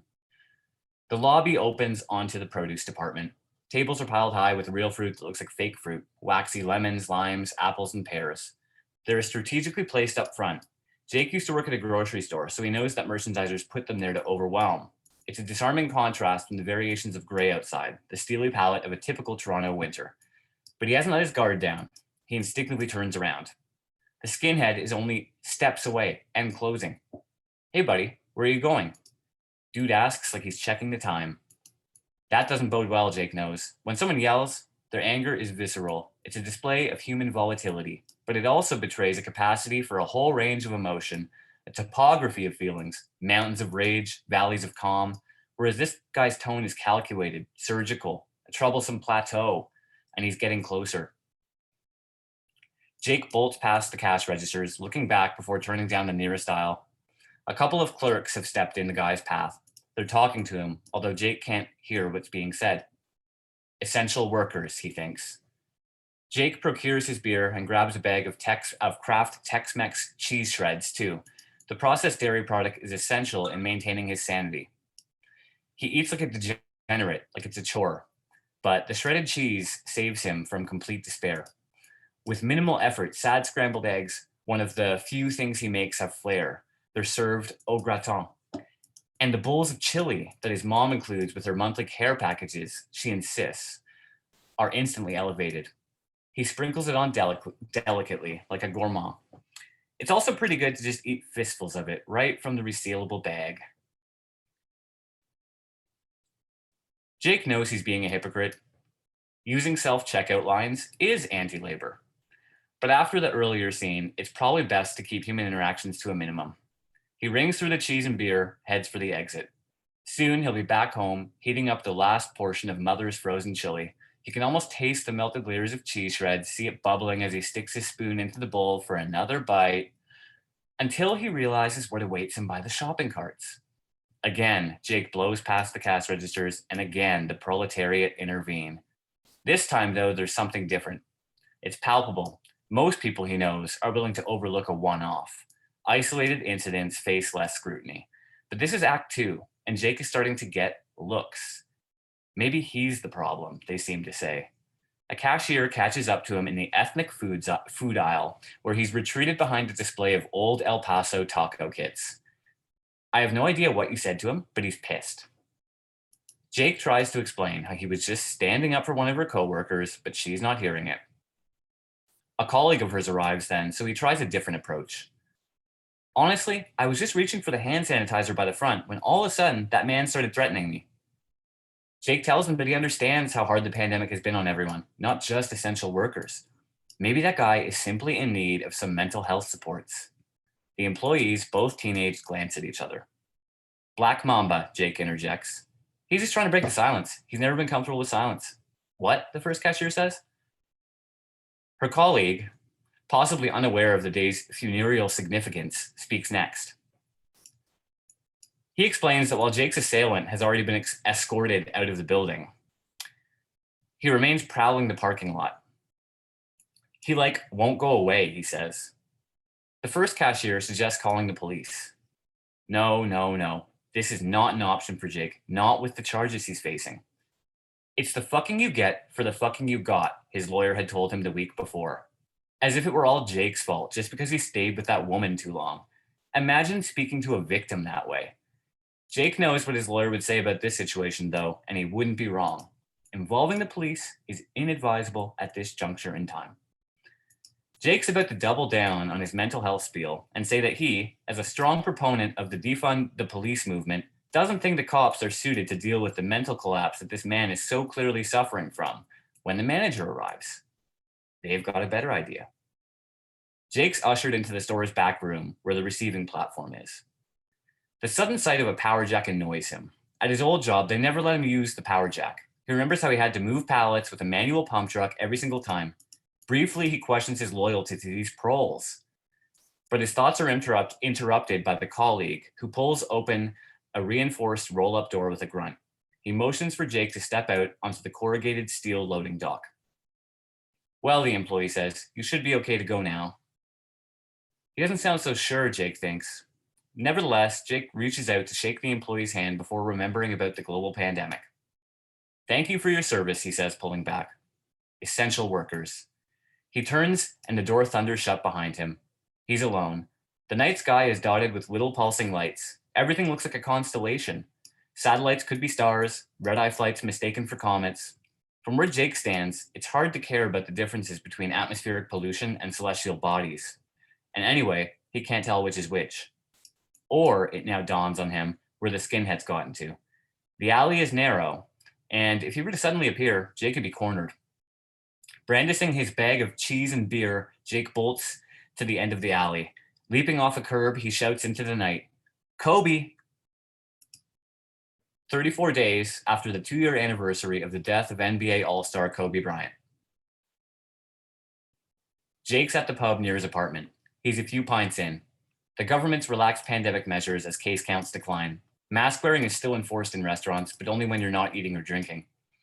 There's talk of removing the requirement altogether. Jake hopes that the pandemic has normalized masks to the point where he can wear one indefinitely. For the past half hour, he's been talking books with the bartender Bailey. Whenever he comes here, which is often of late, and she's working, which is most of the time, Jake feels boxed out. Like she'll only let him connect with her cerebrally. That she'll discuss ideas but doesn't want to get any closer. Jake can't imagine why. Turns out Bailey also loves Joan Didion's novel Play It As It Lays, so Jake's got lots to say this afternoon. He asks Bailey what she thinks about the significance of the hard-boiled eggs in the novel. She walks off to check on the other customers. Probably just didn't hear him. It's getting busier. Poor Bailey, the demands that unskilled labor put on her. Really, it's a shame how the entire service industry has been treated during the public health crisis, Jake thinks. He sips from his 4th glass of Coors, returns to the hard-boiled eggs. Jake doesn't objectify women, but cocky videos are, at their core, about female sexual liberation after all. But if he did, he'd also be thinking about Bailey's perky tits, her tight ass, her little top knot, the dirty white of her keds. Were he to look around the bar right now, he'd probably catch sight of Bailey bending over to pick up the coins a customer drops. He might also notice a new customer sitting to his left. Instead, he Googles Joan Didion hard-boiled eggs on his iPhone. There are about 188,000 results. Hey, Blondie. It takes a moment for Jake to register that the comment's directed at him. His hair's been like this for so long that he's pretty much forgotten about it. As he turns toward the voice, his face is met with a degree of force that sends him to the floor. The words that reach him from above are in a voice that is distant but familiar. Cheers, bub. The end. Josh, I think this is the 3rd time you've read this here. And what I find most remarkable is how every time you read it, with every revision of this piece, your narrator becomes more loathsome. And he was a pretty loathsome guy in the first draft. But I know the second version you read added the Kobe elements, which I thought were wonderful and really told you so much about exactly what kind of dickhead this guy is, right? At this time, I think it's mostly been smaller refinements. Is the journalism school motto bit, is that new to this draft versus the last one you read? That is so good because you've really, this draft in particular, I think this version of the story really gets at this dude's wild hypocrisy in a way that I think is the distance between the rationalizations that he has for his behavior and the reasons for his behavior or the actual and I think that, I don't know, it still kicks ass. It gets funnier and funnier every time, and it gets uglier and uglier every time. I will say, Josh, I know that none of your narrators are based on you, and of course this character has no connection to you, but were any part of this based on a real story, I just have to say that I hope Jake has learned in the interim that you should never, ever buy pre-shredded cheese. It's covered in cellulose dust. It doesn't melt properly. It's disgusting. It's the most disgusting thing in this story, honestly. Don't buy pre-shredded cheese, Jake or Josh. Anyway, oh, Josh, you're talking, but you've got Yeah, your mic muted. My fridge is actually empty, so there's no risk of that. I was actually surreptitiously escorted out of a grocery store because there was a customer waiting for me in the parking lot.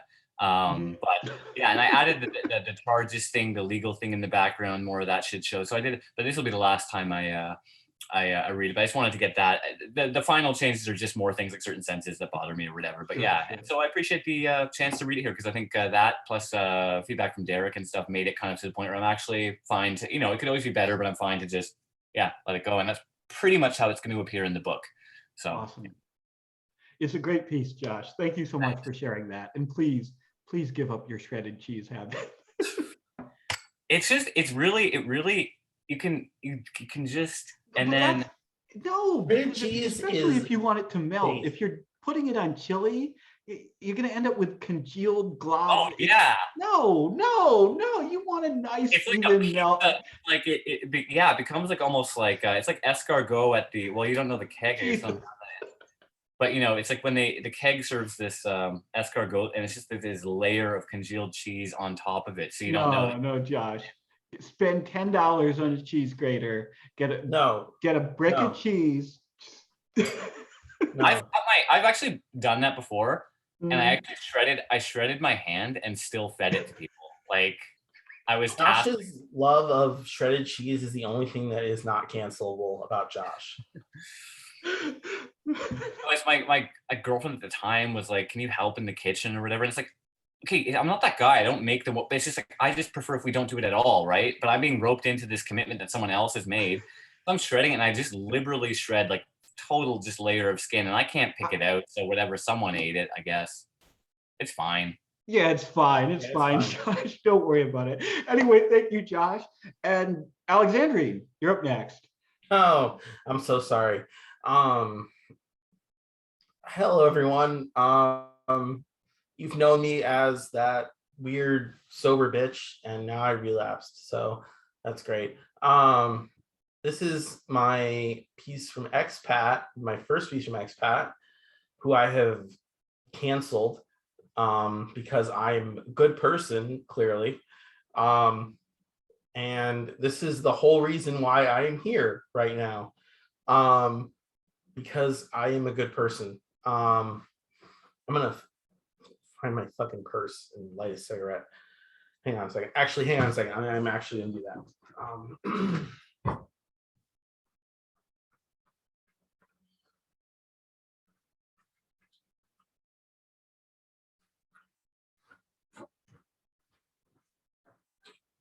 Okay.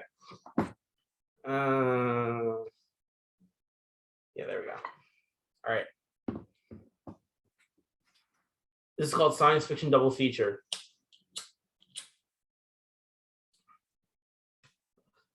The critical thing, Kyle says, playing with his lighter, is whether or not you're going to do the after party this year. Jeremy's hands, two big leather gloves stuffed with ground meat and horsehair, come up to Kyle's mouth and cup around the cigarette so the wind, too hot for September, doesn't blow out the cheap Bic. Rebecca wants to, Jeremy says. He leans his brown-skinned, leather-jacketed back against the Pregnancy Resource Center, a Bible-thumping trap for scared young single mothers. Personally, I'm over Rocky Horror, not looking forward to doing another post-movie shit show. Kyle raises his other hand to his chest in faux horror. I literally can't imagine October without it. Why are you asking? Looking for a date? Kyle regrets the cigarette and the conversation and the all-ages noise rock show. His body feels threatened by the thickness of Jeremy's neck. Look, you're a really cool guy, but I'm not looking right now, Kyle says. Jeremy laughs in 2.5 big shouts, human but grotesque. Rebecca hates me trying to pick up boys without her. I know a guide for you. How are you and Rebecca?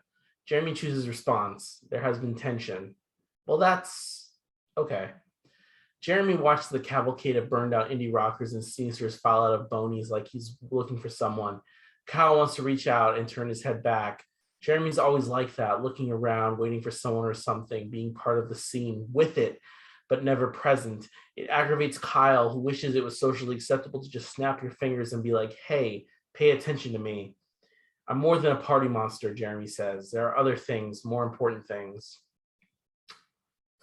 Like community organizing, healing wounds, carefully planned assassinations. Kyle rolls his head in cloaked fatigue. I get it. You're a fixture. He waves a cigarette around the strip mall parking lot. Rocky Horror is special for some of us. We don't have many places to be ourselves, not unless you like getting the shit kicked out of you. At last, Jeremy turns back with a smirk, soft eyes in his brick of a face. He pulls a sticker out of his jacket. Does your heart not bleed for Abaton? Are you not a Hoosier? My heart bleeds for no man. You still doing drag? That's why you love Rocky Horror. He hasn't in years. When I can. From his jacket pocket, Jeremy pulls a notebook and a pen. He puts the sticker in his mouth so he can write, tears off a page, hands it to Kyle, a phone number and a name. Friend of mine, he says, teeth together. You'd like him. I mean, thanks, but like I said, I'm not looking. I'm a little, Kyle searches for words. I guess you could call it brokenhearted. Break up. Kyle giggles with pain. More like my last time was rougher than I'd like. He doesn't want to think of it. Not about the strings of red lights or the smell of that boy's underwear. There are words for what happened to Kyle, but he refuses to use them lest he become a victim, or worse, a survivor. It's been 6 months. I wouldn't set you up with someone like that.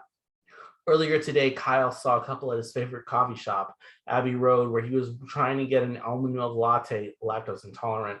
The boy fed the girl little bits of vegan carrot coffee cake, which was disgusting. It was also cute and made him feel like it would be nice to be fed a vegan carrot coffee cake. Kyle folds the number and stashes it in his phone case. I might call him, he says. I'm not making any promises. I don't trust any friend of yours not to be weird. Jeremy takes a sticker out of his mouth. Not that kind of weird. I didn't mean it that way. Do what you like. Jeremy turns around, peels this pack off the sticker and applies it directly above the logo on the door of the Pregnancy Resource Center. See you inside. The sticker says, save the world, abort your baby. Sad how low our standards have gotten. Remember freshman year when you decide to sleep with based on their opinions on Proust or Degas? Amory, Kyle's backup best friend, pulls out her chopped up hair. Jesus, I need a cut. It looks like shit. Kyle's drinking root beer out of a Chick-fil-A cup in the food court at the mall. You should have let me practice on you. Amory takes in Kyle's multicolored faux hawk. You look like a Skittles factory piss party. They met at Abaton University 3 years ago. He sat in the back of an LGBT student union meeting, murderously hungover, giant knockoff Wayfarers obscuring the upper half of his diminutive head. To his right, Kyle heard an almighty snore, loud enough to jerk the source awake. A similarly bespectacled young woman, Amory, wearing a post-apocalyptic combination of random clothing. I can't believe I have senioritis and it's like a week in. Amory peers out from under her eyelids. She looks bored, but then she always looks bored. How'd you meet this guy, she says. Jeremy. Amory nearly comes back to life. Be careful. I like Jeremy, but I wouldn't get too involved with one of his friends. They're rough. And Jeremy as well. Alleged cocaine distributor and confirmed vigilante. He gave you a phone number in 2011. Who does that? What's this guy's name anyway? Brandon Murphy. Kyle reaches over and takes one of Amory's fries. She laughs. That's bizarre. Stop eating my food. This guy, Brandon, I think he cheated on Rebecca. A bisexual cheater? Well, I'm definitely not calling him. I'm a bisexual cheater. Sweetie, I love you, but you've dated nothing but boys since last Christmas. I went on a date with that sorority chick last week. Amory shrugs and picks up the tattered copy of the New Yorker she brought with her. I gotta get back soon. Are you coming to Rocky Horror? Kyle finds himself in his own room, surrounded by stacks of half-unpacked boxes. His old wigs and makeup are thrown about, unorganized. He listens to silence for hours. If there was ever any feeling, it has been diminished, and with nothing to look forward to, the unbearable sadness makes Kyle take the slip of paper out from behind his phone and dial the neatly etched numbers. Hello, this is Brandon. The tone is round and clipped, a practiced phone voice. Hi, my name is Kyle. His mouth is dry. What can I do for you, Kyle? Well, I'm a friend of Jeremy's. He told me to call you. There's silence and a low exhale and the faintest suggestion of a laugh. He's trying to set us up, isn't he? I know it's stupid. Nah, it ain't. Brandon's voice has softened and code switched. Kyle thinks he sounds African-American, but wonders if that's racist, then decides it is and kicks himself for being racist. I don't mind the old-fashioned blind date. Where do you want to go? What scares people about Jeremy is that he's cruel. It's been almost a month and Kyle and Brandon haven't slept together. When Kyle looks back at their relationship, their dates, Olive Garden, the movies, they're tinted just golden enough to indicate positive early relationship energy, lovely matte brown skin, and a nice smile. Their shared abstinence establishes, for Kyle anyway, that it isn't a hookup. It worries me, Kyle says. You understand that, right? They're drinking coffee at Abbey Road. No carrot cake in sight. Yes, I understand. Brandon rubs his well cared for chin. Like I said, it doesn't work that way. I like who I like and I like you. Nothing else matters. He reaches across and takes Kyle's hand. The women at the next table cast shaded eyes their way. My friend Amory told me you dated Rebecca Cole. Kyle paused. That Jeremy was probably mad about it. I know it's dumb, but it's something to deal with. It's really not. It's a distraction, if anything. A pleasing frisson of tension runs up Kyle's arm. The fact that they haven't slept together allows Kyle a modicum of hope. Although Brandon convinced Kyle to let him suck him off after Olive Garden, Kyle relented only because he seemed so earnest. Afterwards, Brandon thanked him, said, "It's been a while since I've done that." Look at it this way, Brandon says. When he's serious, his phone voice comes out. I'm attracted to people based on personality and style. Physicality doesn't matter into it. I don't care if someone is a man or a woman or some in between shit. If you have something I like, I'm there. And you, he smiles, bites his bottom lip, got something I like. All there is to it. A few years ago, Kyle probably would have asked right then if he could find somewhere to fuck. Brandon looks out the window. I don't know Amory. What happened with Rebecca was wild. She used to party. Of course shit went down, you know. So you and Jeremy are cool. Jeremy doesn't have to know everything that happened in his woman's life. They got their own thing. And besides, that was years ago. You were still in high school. No one's still mad about that. Kyle nods. It makes sense. It's a sickness endemic to being in a scene where people sleep with each other out of boredom and spite, trading partners with little concern for compatibility or feeling. So Kyle, full of optimism, leans over and strokes Brandon's cheek. Okay, I know this is silly, but do you want to go to Rocky Horror this weekend? The women at the next table get up, rustle past the boys with disapproving glares. The woman with the kindest eyes puts her hand on Kyle's arm. I'll pray for you, she says, glancing at Brandon. Her hand is wet and hot. The preparations for Rocky Horror are a delight and a burden. Ash sits among a hodgepodge of mismatched stockings, fake tits, ratty wigs. Kyle's forced to admit that he's past his prime. There's simply nothing resembling a costume or even a theme among the various detritus he's thrown around his increasingly messy bedroom. The more he looks, the more discarded he feels. So with a sigh and a growing panic attack, he picks up his phone. You're gonna owe me for this one, Amory says. She's standing slightly bewildered next to a mannequin wearing a bustier and strap-on. I should be studying for ethics right now. In fact, I am studying right now. She waves her phone. Kyle throws his hand, frantically waving through corsets. The associate laughed when they said they were looking for Rocky Horror stuff, correctly assuming that at this late date, 48 hours before the showing, anyone who would dress up already has their shit. I'm already sorry, sweetie, Kyle says. He doesn't bother to put his contacts in, so his glasses slip down his nose. I told you I'd buy you Arby's. What's with you recently? She flips through her phone. Is this Brandon's influence? Is he giving you pills? What kind of question is that? Kyle turns, holding up two items. One is a medium purple, the other black and embroidered with roses. Which one of these makes me look more like Frank? Both make you look like a hooker, so just pick one. You're not doing a character. I am absolutely doing Frank. I can tease my hair and tie it black. Call it a punk reimagining of a punk icon. He abandons his corsets and begins to filter through the stockings. What size do you think I am? My thighs have grown. Climbing all those fucking ladders at work. If you don't dress up, it's okay. You're 23, no shame in it. It's a big deal to me, okay? I haven't felt fun in years. I haven't felt sexy in months, ever since you know what. Amory puts her phone away. Her eyes bend down at the outside corner. Is that what this is about? No. He turns his back to the wall. I've been having a good time with Brandon, then getting laid. Kyle pulls a pack of spiderweb tights off the rack at random. Come on. His arms full, he stomps over to the register and dumps his purchases on the counter. Shoes, hair dye, condoms, lube, tights, corset, cutlets. They all tumble one upon the other. The associate bags them, scans them, enters codes. She's jovial but tired. Her weariness only heightens Kyle's anxiety.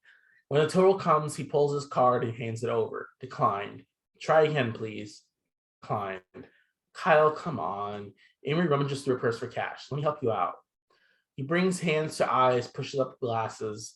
The music on the radio switches to some obscure new wave song, and the unbidden memories return to the surface. The last time Kyle fucked, he was drunk. Segep had this big 80s party towards the end of March. The weather was dragging its feet and wanting to stay in the flat Indiana freeze, but that night was hot even for an erratic spring. Restless in the record highs, students crossed the quad and walked the streets in skimpy party wear. Kyle wasn't supposed to be there. He dropped out the first week of sophomore year, but he had a new top, and Amory knew the door guy at physics. He looked the other way when Kyle presented an expired ID, made no mention of the pocket knife in Kyle's girl jeans. The door guy was the scruffy jock, too much cologne. Enjoy the party, he said to Amory, but he looked at Kyle. The magic of frat parties is that you never know anyone and you can never find a drink, but you're still hammered and grinding before long.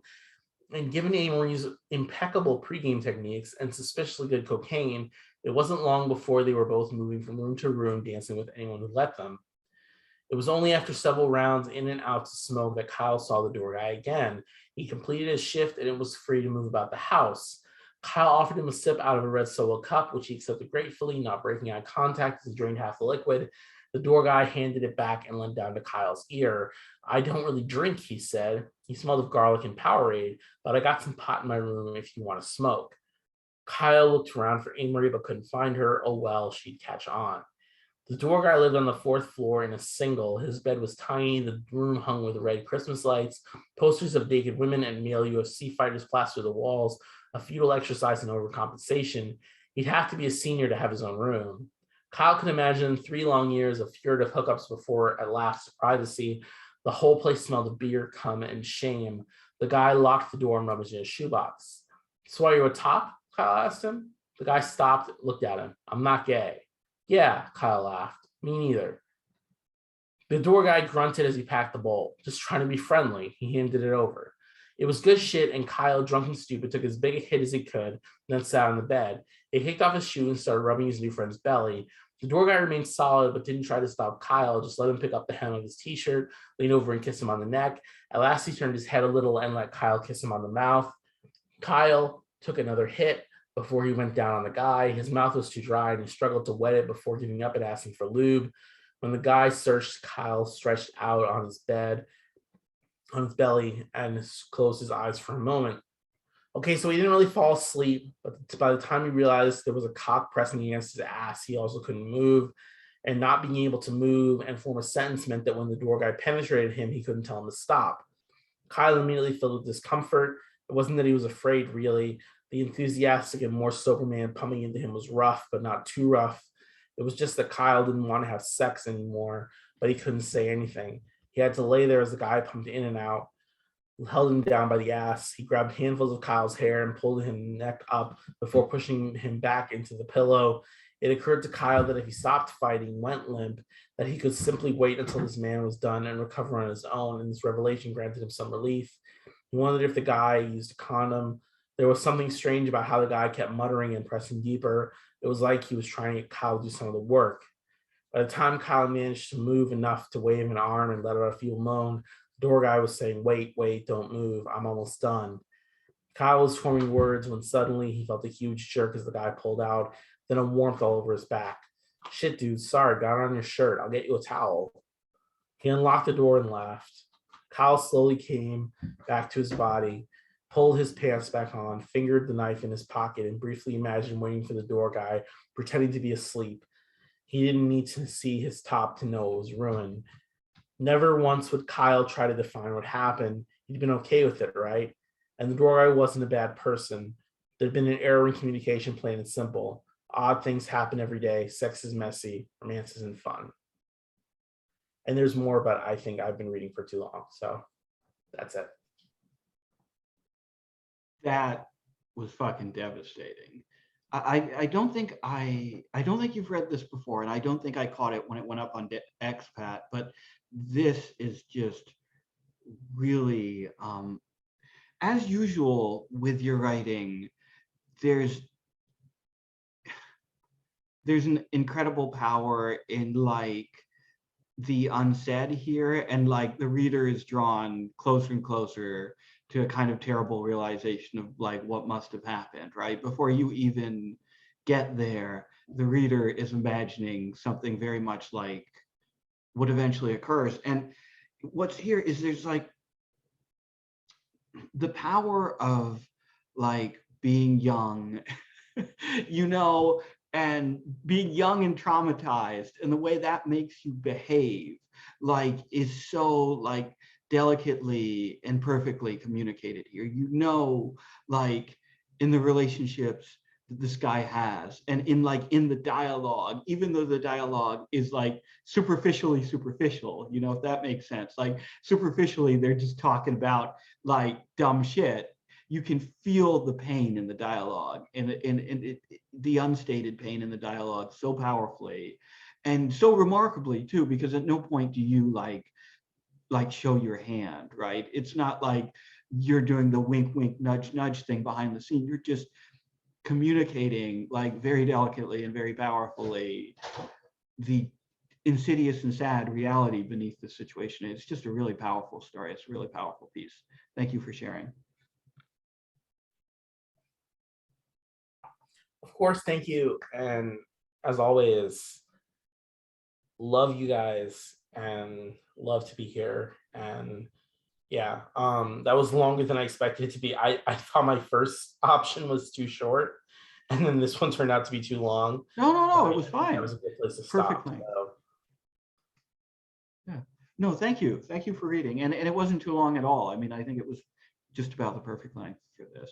And oh my God, the fucking, I need to say one more thing, because that, oh shit, sorry, I got some on your shirt moment, that line, the brutal callousness of that line is somehow like fucking worse than what came before, right? Like it is, oh my God, it's like, yeah, it's rough. Rapists often do not realize they are rapists. Yeah. And that's how it goes. Christ.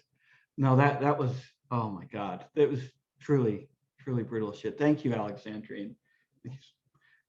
So,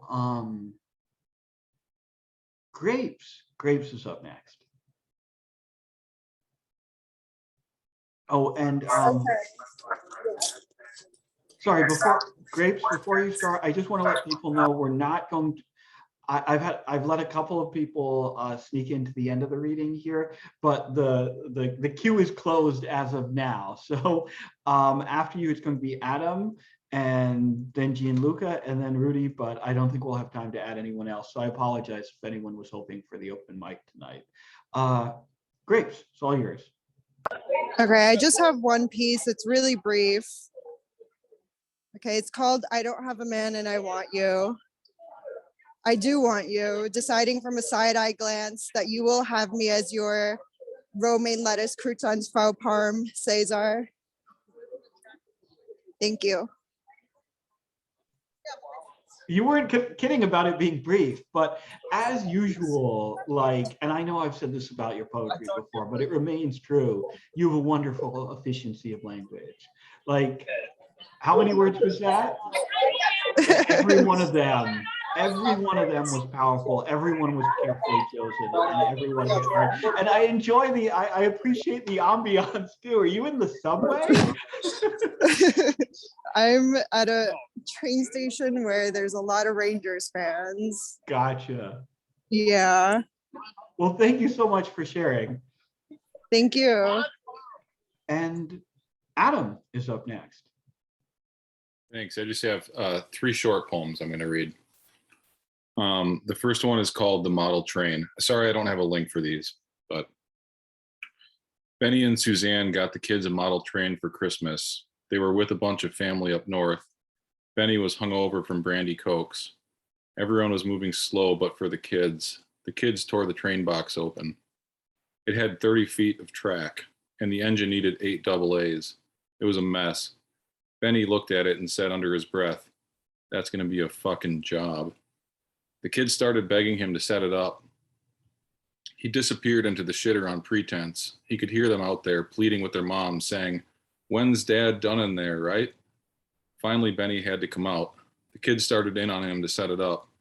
Suzanne could tell he didn't want to, but she sided with the kids to spite him. Benny said, we'll put it together later. Okay, guys? The kids started to bitch about it. Suzanne said, can't you just do it now? Yeah, please, Dad. Now, now, now. They started to repeat the word now. Suzanne joined in on the chant, the taunting. She got up on a chair and started clapping each time they screamed now. Knowing Benny was being crushed, Benny got down on his hands and knees and started putting the first parts of the track together. Second one is called Cutting Through the Pool Area. Oliver and I are staying the night at the La Quinta by the airport. We cut through the pool area. There is a man in the hot tub alone, middle-aged, overweight, white trash. On the ledge are 10 to 12 empty Coors Lights. They are like a small fence, his personal rampart. Once we're past him, Oliver looks back and then at me, giggles, grabs my dick from the front and says, "That's so fucking sassy." And this last one is called Florida. I'm dedicating it to James Nollick, whose book came out today. Flight delayed. Just kidding. I'm at the Marriott. There is this dad who looks like Cat Stevens with alcohol use disorder, who has 2 teenage sons, and the sons are both on their phones, and the dad is using a straw to water the little cactus on the table, the way you put your finger on the top, dip, release. He's on his 4th G&T. God bless the night. Awake on the 4th night. I want to find and bellow at the grandma who was short with her grandson on the playground of the resort. She came over to us because he was being too loud, quote, and she called him queer in front of us. He was fat and must have been 8 years old. They were from Tennessee. He didn't stand a chance. He'll kill a classmate, I thought.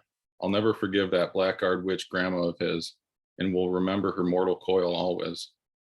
I finished The Moon Down to Earth by the inimitable. I left it by the pool, the soggy air bending the paper and wetting the spine. Second to last night, I watched its author drown a paperback copy of a Sparks novel in his sink, and now I want to redact it.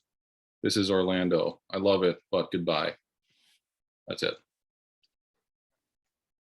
Adam, so I just read these earlier this week because you sent me a draft of your upcoming collection. Worked the promo in there to blurb, and I want to talk. I love all 3 of them, but I want to talk about the Model Train poem because I read that poem for the first time. Like I said, I think it was this weekend. It was 4 or 5 days ago, and when I read that poem for the first time, I thought for sure this is going to be a poem about domestic violence, right? This is going to end like the game of Monopoly in The Sopranos with them just wailing on each other. And instead, the way it ends is somehow even more brutal and devastating because this guy is just destroyed, just absolutely like cowed and annihilated by this like really mild domestic incident. And I don't know, it's such a great poem as someone who grew up in a house with a dad who could be tempestuous, let's put it that way. Like I know that sense of like escalating, like, oh no, you can tell dad's about to lose his shit, you can tell dad's getting pissed, but like the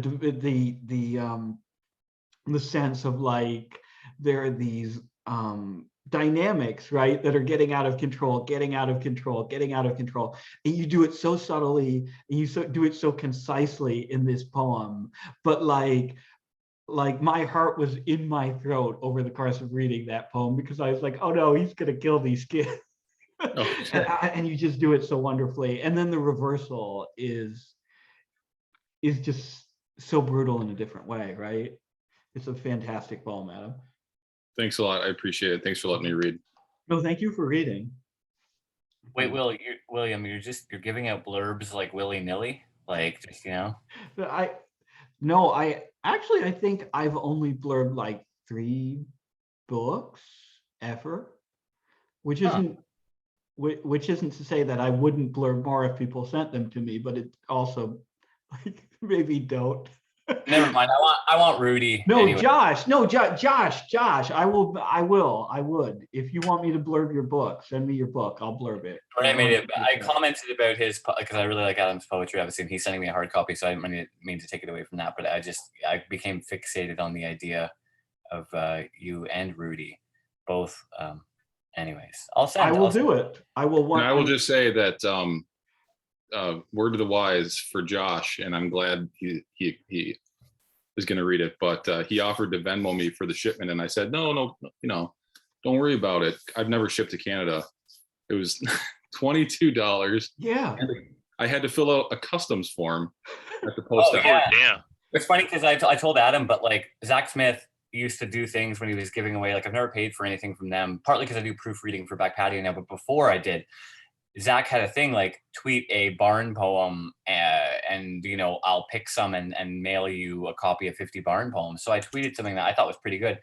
I did get selected, and he didn't realize, and he had to pay to send me. And then every single time Zach does this now, you'll see. Shut the fuck up, pussy.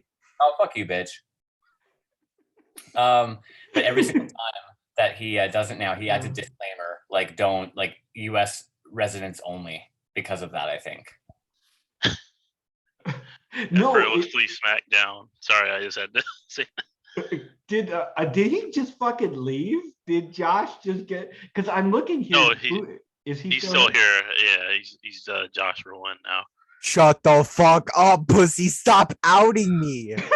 Oh no! Literally, you know how long it took me to find one Zoom code that worked? It took me 40 minutes, bro. Just let me troll in peace. Oh, God man, damn. I'm sorry. No, I mean, is somebody like? I am struggling here, my G, and I Man, just want to kiss you. Let you wait, Adam Cameron, whatever your name is, Alex A, whoever you are, read something. That's a lot of time. Write something. Holy shit. Adam, all you gonna do is you're just gonna draw a dick. Yeah, do something better. Tabs. Okay, fine. Those too many tabs, Adam. A real. You have 5 seconds to up your game, or you're gone. Better step your game up. Funny. He better make me scream. He better cream inside of me. He just couldn't do it. Couldn't do it. It just no. Well, you know what? It's kind of like the urinal thing for me. I can't use urinals.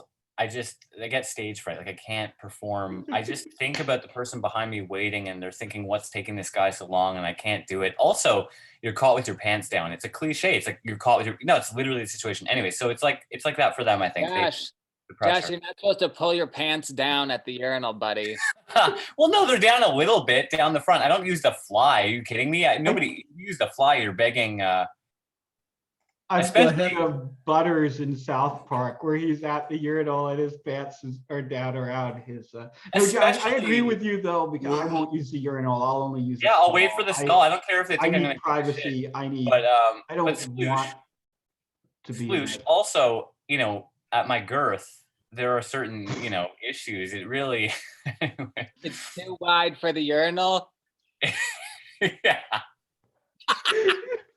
You should get that looked at, man. Anyway, thank you, Josh. Thank you, Adam, who was the one who actually read. Did you take a dump in your bed last night? Wait, who's this? Do we have another troll still? Hello? Another bozo? Hmm. Are you here to read something? Hello? Or are you here to suck dick? Is it just Steven Troll? Steven, are you trolling? Come on, buddy.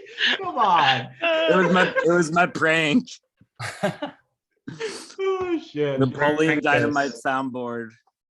Anyway, let's save this shit for the after party because we've got 2 more pieces left. We have Gianluca and then we have Rudy. So Gianluca, it's all yours.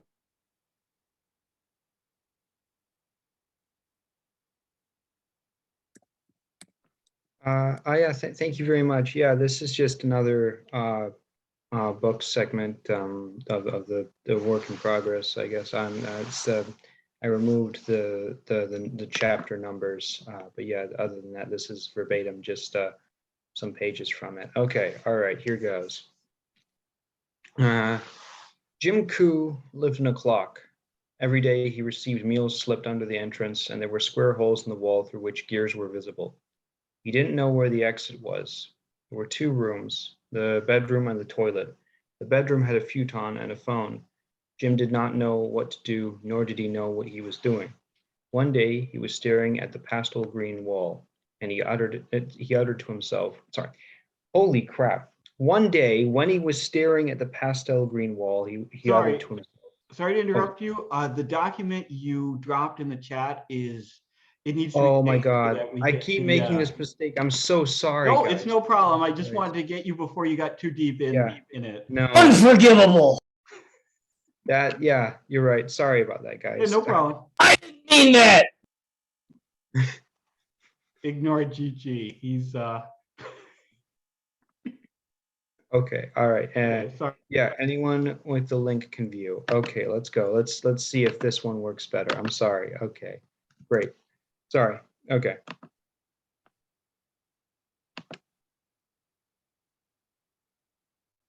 Right.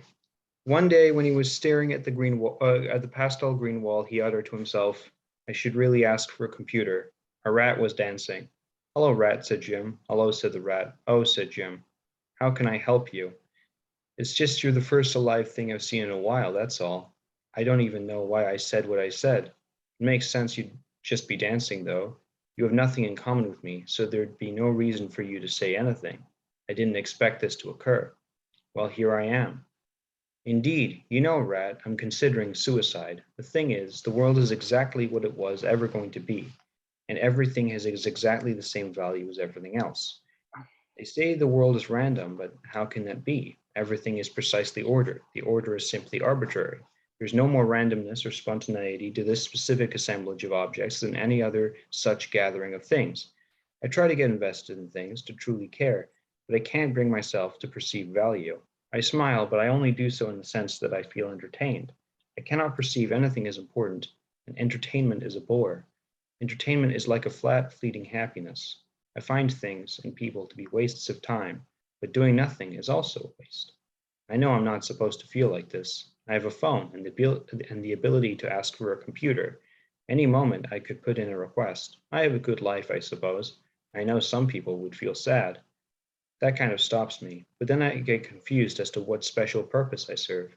I don't make them laugh that often, nor do I have anything important to say to them. I guess I'm just someone to send cards to. It'd be sad they no longer have someone to send cards to. Still, they'd be sad. The knowledge that I'm not supposed to feel this way still doesn't make me not feel this way. I keep reminding myself, but it doesn't do anything. Everything is just what it is. And that used to be great, but now I'm living in a clock. I'm a rat. I don't really care whether you live or die. I don't really have the brains for that type of thing. When you're dead, I'll eat parts of you until I'm full. Can I tell you some anecdotes? Sure. One day I saw a kid, and it was a couple getting married in a ruin of some small castle. I wasn't invited, but I saw the bridge go through the entrance gate. There were children banging drums and other such merriment. I didn't feel particularly enthused by this for whatever reason, so I walked down to this gap in the wall, right? They were like logs going horizontal, but one of them was missing. So I squeezed through and came across this wooden beam. It stretched to the horizon and went in a kind of zigzag pattern. I didn't really have any trouble keeping my balance, so I began to walk across it. As I walked, I began to think the kind of body I wanted to have. This caused parts of my body to inflate, but less like a balloon and more like a boil. Like these spheres appeared all over my body, and I began to bounce across the beam. I effortlessly bounced along the zigzag pattern, helpless to do anything but gaze at the trees. I don't know how that whole debacle ended. I can't remember. Considering I'm still here, my parents probably picked me up. Another time, I was a libertarian and busting for a piss. But the problem was that my urination was tied to a machine with levers on it, corresponding to the enemies of libertarianism. So I was in the bathroom trying to find which combination of levers would empty my bladder the fastest. Outside my window was a busy street, and I recognized a British professor walking across it. I remembered seeing an article with a headline being something like, "Gamera still has a job?" To this day, I don't know why she was called Gamera. That's crazy. Any reason you're telling me this? No reason, really. You know, it's crazy daydreaming one day and realizing that the scenario you're thinking about will never happen. Usually this happens pretty early in someone's life, but for me it was kind of late. I was thinking about being this hotshot celebrity people cared about and getting into beef with people like Rick Rubin or John Oliver or whatever, with glowing profiles in GQ or Time or Art Forum or anywhere big enough to stroke my ego. Then I realized that if I wanted this, I should have started on it years ago. It still likely wouldn't have happened. It wouldn't be a joke for thinking about it, however. Hope freezes you in place. So does apathy. Whatever we do, we certainly aren't moving. Sometimes I think about what would have happened if I picked a hobby and stuck with it when I was 5. Would I be more successful? I wouldn't be living in a clock, probably. But I know this isn't useful, I guess. Useful, useful, useful. That person, that individual not currently living in a clock, isn't me. So there's no point thinking about them because they're not even a fetus. I don't want to be successful, really. I just want to experience that same irrational animation that turns dead flesh into a dedicated individual hypnotized by something equal to potato shavings. I imagined that I would have an audience for my suicide, that I would live stream it and have a huge rant against my enemies. My dedicated fans would be so worried that they send over the police to my house. I'd curse them out while crying. The knocking on the door would be very grating because I don't like loud noises. With a gun in my mouth, I'd bend myself forward because I know I wouldn't have the courage to do it with a straight back. I would kill myself. I do not have an audience, nor do I deserve one. Wow, you're really self-absorbed. You've been in this clock too long, my man. The phone rang. Jim picked up. So your surname, you're like a dog, right? Said Jim's friend. No, that's my neighbor. Next door is the dog that hung himself. Do you know the breed? I know it's a dog, and I haven't checked myself. I didn't ask the breed, but you certainly don't have a body. Unfortunately, a body is all I am, and I have no Horus to bring me back. That's a shame. Your bloodline just ain't that sacred, buddy. Better luck next time. Do you want a computer or some rope? Both. I'd like a computer and some rope. Would you like someone to install a hook on the ceiling from which to hang a rope? Sure. Would you like a stool to sit on? Sure. Okay, these items will be delivered. How do you know I wanted these items? A while back, we could track the movements of the brain to the extent we would be able to determine how much a person would read of a certain book. So we charged them based on what they would read, only charging full price if they were to finish it. People were often disappointed in themselves. As we built a map of every person's brain and how they would interact with each other, we gained the ability to accurately map the future. This meant that we could present people with the entire catalog of books they were going to read over their lifetime. This also meant we could expand our business, notifying people of whether they were going to die. Hold on. Wouldn't such knowledge disrupt the model? Yes, but we included our brains, and we were predestined to find out what we were predestined to do and decide to follow the chain of actions depicted. You didn't, Jesus Christ, sorry. Oh, frick, what? You didn't try to prove? Okay. You didn't even try to prove your free will? We were predestined to not see the value in the vanity of crediting the self with its actions, and we're also predestined to find the chain of actions agreeable. Did receiving the results of how much of the book they would finish ever influence the readers to read more to spite the percentage? Surprisingly, no. Jim hung up. The rat was dancing again. Why do I do what I do? He asked. Because, said the rat, you're not able to do anything else. And doing nothing would be a waste. A waste of what? Of what you have. Don't you feel privileged to live in such a big world? Big for you. For me, it's just a stupid room. If you hang yourself, I won't be able to reach your corpse. You can nibble on the bits that fall off. Bastard. I offer you companionship during your last days and you spurn me of rightful compensation. I want to do something, then do it. But not like you do something. Like what then? Something that knows what it's doing, I suppose. Are all your brethren as smart as you? Yes, I still hear the screaming from the traps. A lot of brothers were lost that day. The lousy demi-humans feel just as little remorse for cutting us down. The humans, I understand, we don't belong to their family. If the situation was reversed, I'd do the same to them. But demi-humans, whether they like it or not, are brothers. They cut us down just as callously as the humans do. Explain that. I don't know. Neither do I, but at least I'm living in a clock. Because in a clock, there can be no traps. In a clock, the walls are green like mold. And in a clock, they already know that you're too apathetic to even buy some cheese. Then there's there's a little break there. So Ku's death represented that of tradition, asked Beaufort. That seems a little disrespectful. He was just a guy, but now the emphasis is more on him representing something than the fact that he died. I talked to Jesus Christ, but he was just a symbol. As Humphrey himself would attest, it is a good and noble thing to fart conspicuously beneath the shadow of the Confederate flag. The man was somebody. This man was somebody, not just his name, just as Jesus Christ was a man, not just a story or a statue, said Eris. So, contrary to his name, you're concerned with the corpse, I suppose, like a broken TV or something like that, except his mind was tuned to static. He did not accept a narrative or a layer of lies. All truth rests on an oversimplification of what lies in front of us. Even if it's fake, I don't see the value of a man becoming something he isn't. But then, if he isn't transformed, all we saw was a man kill himself. We have a consistent impulse to narrativize suffering. The only transformation was from a being with creative capacity to an object. From whence does enjoyment spring?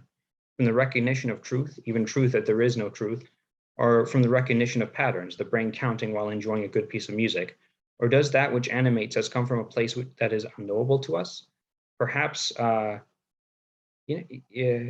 not the repetition of us there, looking back. Anyway, perhaps even a place that is external to us. What was he lacking? Was it universal property, or was it a universal property, or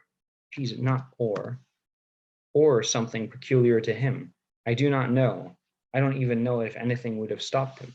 If the course of fate could somehow have been changed so that someone was in the clock with him, could he have been convinced? Oh, I'm sure. Nothing keeps a person alive like guilt. Many times I've thought about ending it all, but the one thing that stopped me was that my parents would be sad, that and the pain. Aren't firearms legal over here? I don't like the things, they feel nasty to me. One cannot allow others to keep one hostage. Meaning must come from the self. Hostage? Social obligation buys an individual more time. More time for what? More time for the static to get louder? Come on, if my presence kept someone from dying, then I'd make sure never to never leave. Really? Why do you suddenly value life so much all of a sudden? Because if there's even a chance people can realize what made them more than resource aggregators or curators of kitchen appliances, then they should remain alive. If only we had that machine that could tell the trajectory of a life, then we could tell whether euthanasia would be a good option or not. I'm not into self-fulfilling prophecies. For what it's worth, when I'm around you, I on balance want to live more than I want to kill myself. I recognize that's somewhat of a shallow reason to keep living.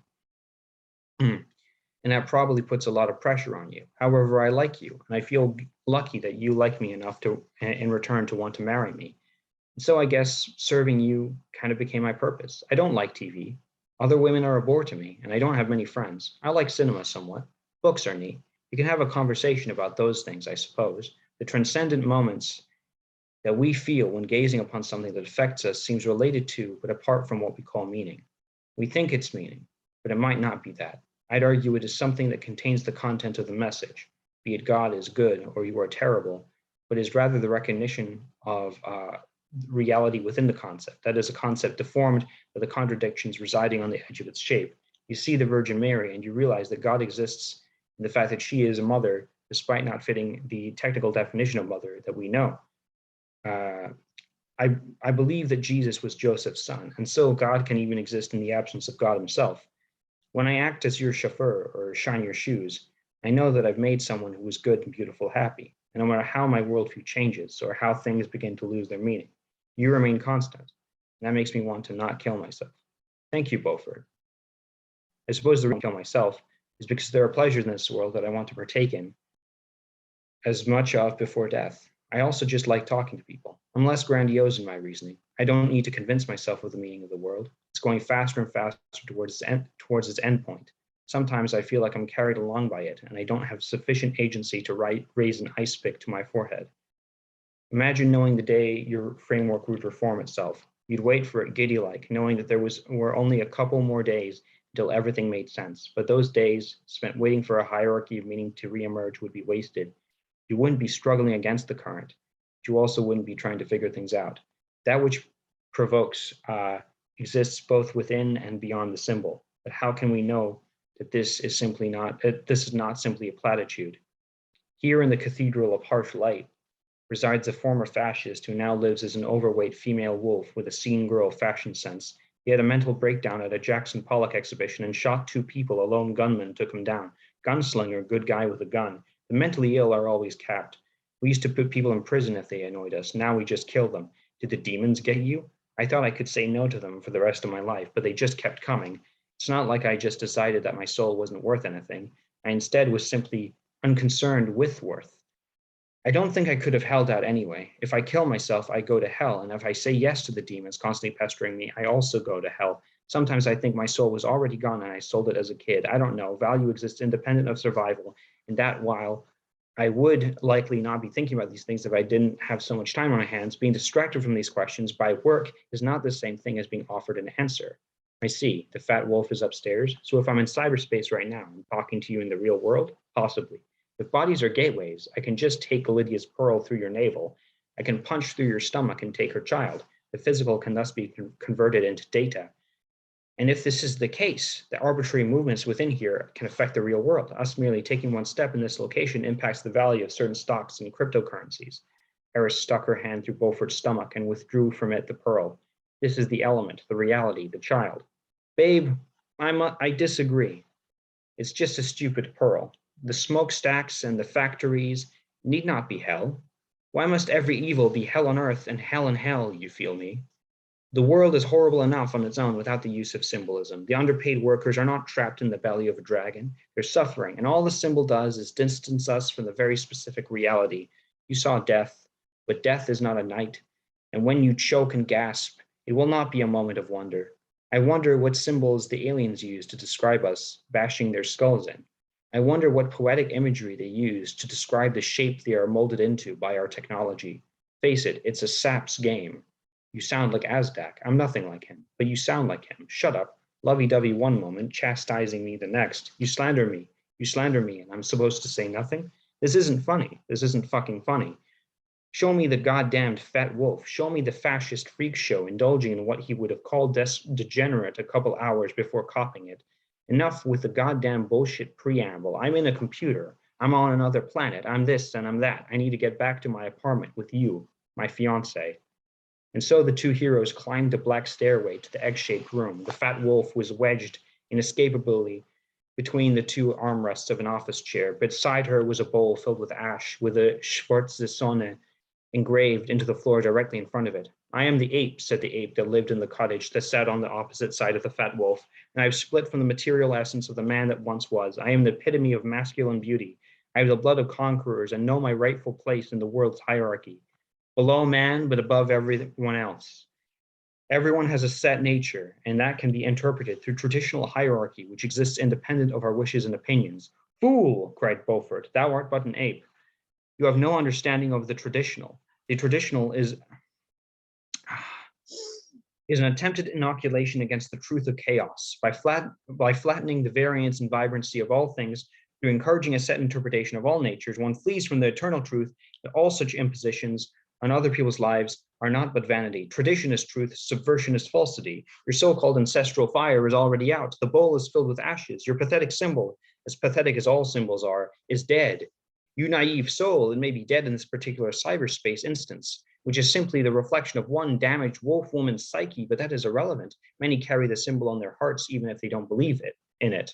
They find the symbol useful, they weaponize it. You think there's a coherent mainstream? You think there's a singular narrative to be won? People like me are everywhere, and we are strong, whereas you valorize weakness. Still, your narrative isn't winning. People are realizing that chaos is inherent in what they are, and they are thus tossed like peas in a tornado. They are unmoored to your violence, the grounding element built on blood. I still receive checks from the Logos Corporation. They think of us as dumb muscle, merely thugs, but we will engage in a decisive strike when they least suspect it. And this ape will have the strength of the hawk, the noble hawk, the Roman warrior who had no conception of time, hurrah, hurrah. You contradict yourself. You acknowledge the lack of a central narrative, and your philosophy is built on maintaining one. You admit that you are picking from a list of narratives. The layer of bullshit you picked is simply the one that encourages the brutalization of others. Meanwhile, Eris was walking over to the fat wolf. The men are talking politics. What more do you want? Sorry. The men are talking politics again, I'm fairly sure was the line. I'm sorry. What more do you need to know than the ape is a psychopath and Beaufort is a depressive? Their natures are so diametrically opposed that they will never come to an agreement. Thus discussion is pointless, she said. They're retarded, said the fat wolf. They are, said Eris sympathetically. Why are you here? Beaufort brought me. Another person come to gawk. Yes, the whole world considers you a freak. So you were a fascist? Sure, but honestly, I always wanted to be an overweight wolf. And now you are, I suppose. But the ape won't leave, and I still receive visitors. Yes, when you die, when you die and transform into something else, a part of you can sometimes persist. Same thing with societies. The ruins of human housing exist in now barren areas. When Jim Koo died, a being called the Pain was born, and the pain was the reason Jim killed himself. Rather, the pain is a being made up of all the things that caused Jim to take his own life, but nothing else. Unlike Jim, the pain has no capacity to change because the pain isn't sufficiently human. It can only feel and spread misery. That sounds like the kind of bullshit the ape spouts. When you destroy something, nothing of it remains. Nothing of the caterpillar remains within the butterfly. We'll talk about great social change only coming with destruction. That may be true, but it's easy to say when you're not one of the victims. In hindsight, one can deny the ugliness of the great cleansing fire. Perhaps Beaufort's probably going to destroy himself. Sometimes I feel like I should do something, but I don't want to get dragged down with him, honestly. Something of his will always persist, his effect on me, and then you will die. And because he was so devoted to you, he has known nobody else. He will persist through you and no one else, and you telling others about him will have minimal effect at most. But then maybe his own version of the pain will come alive, and I can keep it as a pet. Besides, what are you so sad for? You got what you wanted. The eyes of the ape are indeed the sun. The sun will always be followed by the moon. The ape acknowledges this, reaching toward the sun, while the moon within us drags us toward the earthly, the chthonic. But what is the sun but a ball of gas? The sun more resembles the pits of hell than the cold embrace of the moon.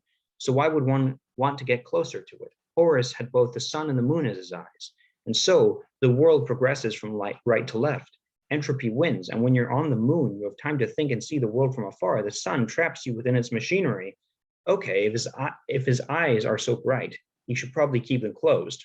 For what it's worth, I'm glad you became what you wanted to be. The ape will always be a part of you, and that you define yourself in opposition to him. He was a dominant aspect, he was you, and that identity was one cause in the chain of events that led to your existence. The evidence of sin persists in the repentant individual's virtue, but I have demonstrated none. That's true, but you're not a fascist, so that's something. What do you want to do? I want to meet Beaufort in the real world. Out there somewhere, Humphrey is singing for the slime girl. He's in love with her. Now that one of his eyes is a ball of pus, he thinks he has sufficiently changed to win back her favor. He wishes that he was the muscular hedgehog. Alas, that cannot be, for I am simply one woman in an egg. And Lydia, what's happened to her? She has entirely forgotten about the pearl and entered into a relationship with Witold. How is it? Witold is a vain and needy individual. Lydia's ego is greatly fed by building him up. Match made in heaven. When hierarchy is based on so-called biological truth, man is reduced to the state of an unconscious animal. Man is separate from the unconscious animals and yet is undeniably among them. He is alone in this gift and so is separated from everything. With the advent of the demi-humans, man and nature were in communion, and yet we still acted like them. We were made to act according to the rules. Why? Because they had positioned themselves as the most civilized. I am, for all intents and purposes, a human woman. I may not fit into that category due to my tail, ears, and changing genitalia, but I map onto such a psychological profile. Do you? Would a human woman think of such things? Would a human woman be so ambivalent to life? No, you are a mouse that experimented on the humans, and so you are a plague carrier. You see the deaths that are uncaring as to whether one has caused them. The deaths are incidental to the cause of living. So you theorize that my lack of empathy is due to me being bereft of a certain human element? No, for there are humans like you. No, it is simply that there is no stable human nature, and you seem to have embraced a nature that is outside the normative human experience. Man can become an animal like an ant or a rabbit. Can he become a saint? With the help of myth, perhaps. However, saints are constructions of man, whereas animals exist outside of myth. The only true transformation is degeneration, dissolution of the mind and its properties. Hey, babe, said Eris. Hey, drew a card out of a tarot, a reversed wheel of fortune, said Beaufort. Oh, that's not great. Yeah, I've been trying to catch this spider. It's a pretty fast crawler. There was a broadcast on TV. There are riots now. People in the apartments along the waterfront are dying of heat stroke, kind of like the chickens in the steel wire. Physicists say the world is going to end in 2 weeks, and this not occurring is impossible, even in theory. People are not happy about this. They weren't happy about the Pepsi lottery, and now they're not happy about the world ending. Fetch me a monster from the fridge, would you? What flavor? We only have Mango Loco and Chaotic in the fridge. Chaotic's a pretty mediocre flavor. I'll have the Mango Loco, ice or no ice. Ice would mean taking the juice out of the can, which is a no-go. All right, you're right about Chaotic being mediocre. In a sense, that reversed wheel of fortune acted as a kind of distancing from the horror of the true event. As long as you can convince yourself the world is sending you messages, you think you have unique access to truth.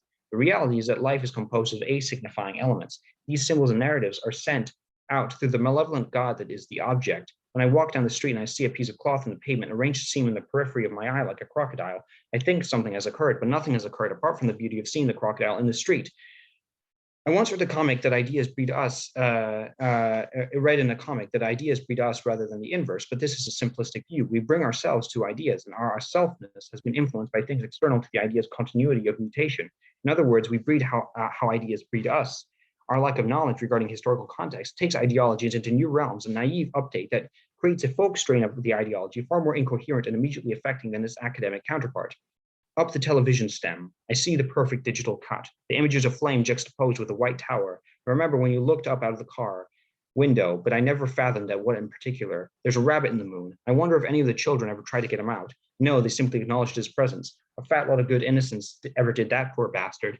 You had a boyfriend just like me once, right? No, Beaufort, I never had a boyfriend like you. It's just silliness anyway. No one's going to come up to you with a briefcase like that, but still, the soul is sold through subtler methods. The demons in your head are the only real through your encouragement. I hope you're right. I am right. Eris placed the monster on the coffee table. Thank you so much, said Beaufort. You served me, stated Eris. Yeah, how are we going to get food? Delivery driver. Anyway, yeah, that's it. I've said this before, but I love the style of your writing, and I love, oh my God, I love the way you like mix like really like the mix of high and low here, right? The mix of these like philosophical tangents, these very cogent philosophical tangents, and like just crass humor, right? Like they go from talking about like the nature of free will and the nature of like human meaning to arguing about like different flavors of Monster Energy drinks. And the whole piece is like, just like you've read pieces from this work in progress before, and it's that same rhythm throughout, and it's so good. It so perfectly captures like, on the one hand, like the banality of philosophy, right? But also oddly, the way that these like the day-to-day shit that we encounter and that we argue about actually seems to have like real like a philosophical import or real meaning to us, right? That this is how people fucking are, right? We can have an argument about whether or not humanity has free will and have that argument have just as much power to us, or less power even maybe than the argument we had 15 minutes before about like, you know, whether Mango Loco is better than a different flavor of Monster. And there's so many, and all of that's layered on top this really vivid and effective world building too, with the meta-humans, the talking animals, and all of that. And it all comes together to be something totally unlike anything I've ever read from another author before, and that's kind of the highest compliment, isn't it? To be like wholly original in your vision. But yeah, Rudy, I'm sorry. I like I really like this, but this is like just like Pomegranate, your work that you published with Misery Tourism. This is really like colloquial philosophy, like that makes like it expands itself while you're reading it, and it makes just like visceral sense. And I love that because I really dislike most philosophy, but your stuff is really always very special because it always like expounds on things in a way that's like almost like a play, like I guess, but it's really, really excellent. Yeah, thank you so much. Thank you guys. It's always great to hear that kind of stuff, I guess. Thank you. Yeah, your work is awesome. Keep it up. I'm hoping, how close is this thing to being done? Or shouldn't I ask that question? Is that I'm halfway through at the moment. Moment, let's just say. Cool. I'm looking forward to the finished product here.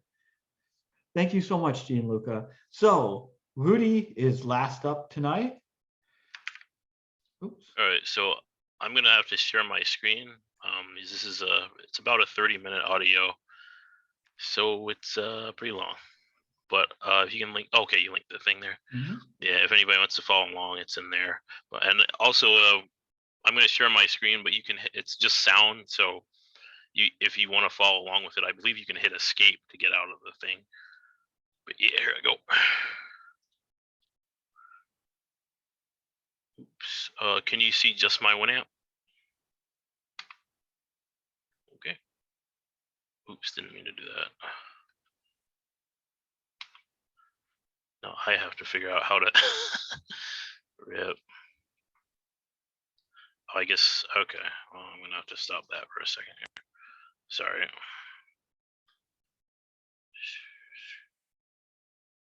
Share sound, there it is.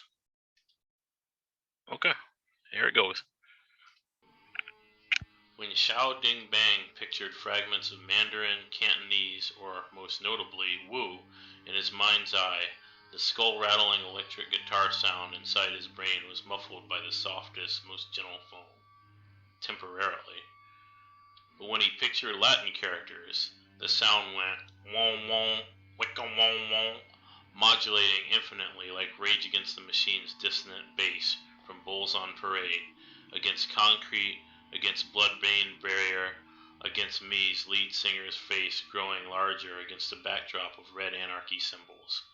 Between transgender proclamations, dysphoric blues that shifted into black as soon as Ding Bang pondered them, Laura Jane Grace's mouth stayed open long enough to eat each letter of his Romanized family name like Pac-Man pellets, while ancient ghosts wept helplessly. Gnashing of teeth. Stratocasters and ancestors just a fucking wailing.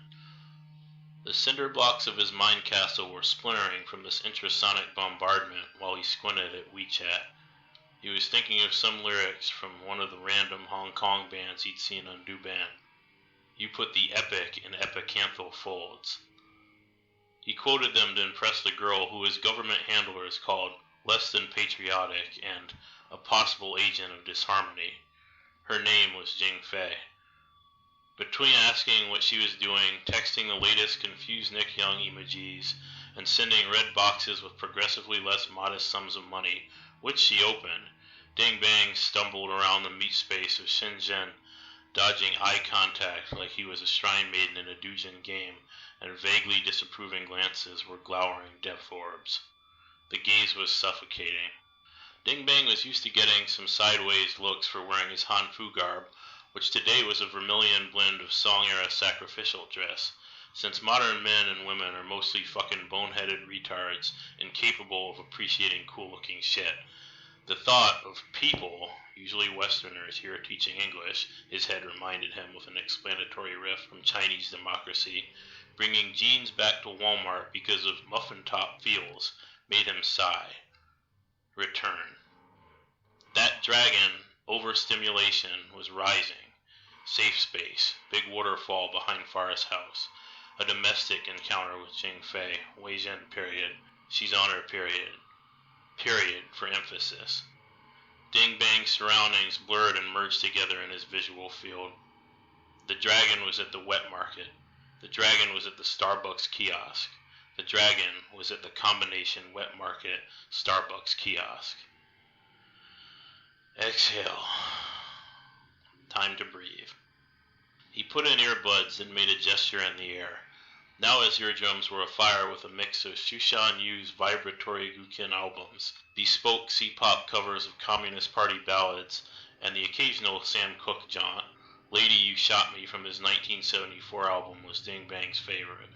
Wave Radio's sorcery was pulling tracks from all realities, all dimensions, and curating a playlist to soothe his panic. He swiped again. A storm cloud of colors and shapes, for his eyes only, surrounded him in a personal sensory hug box, while spooky tech cajoled photons, bosons, and all the other little workers into disappearing Mr. Xiao Ding Bang from sight and objective reality. It was lunchtime 30.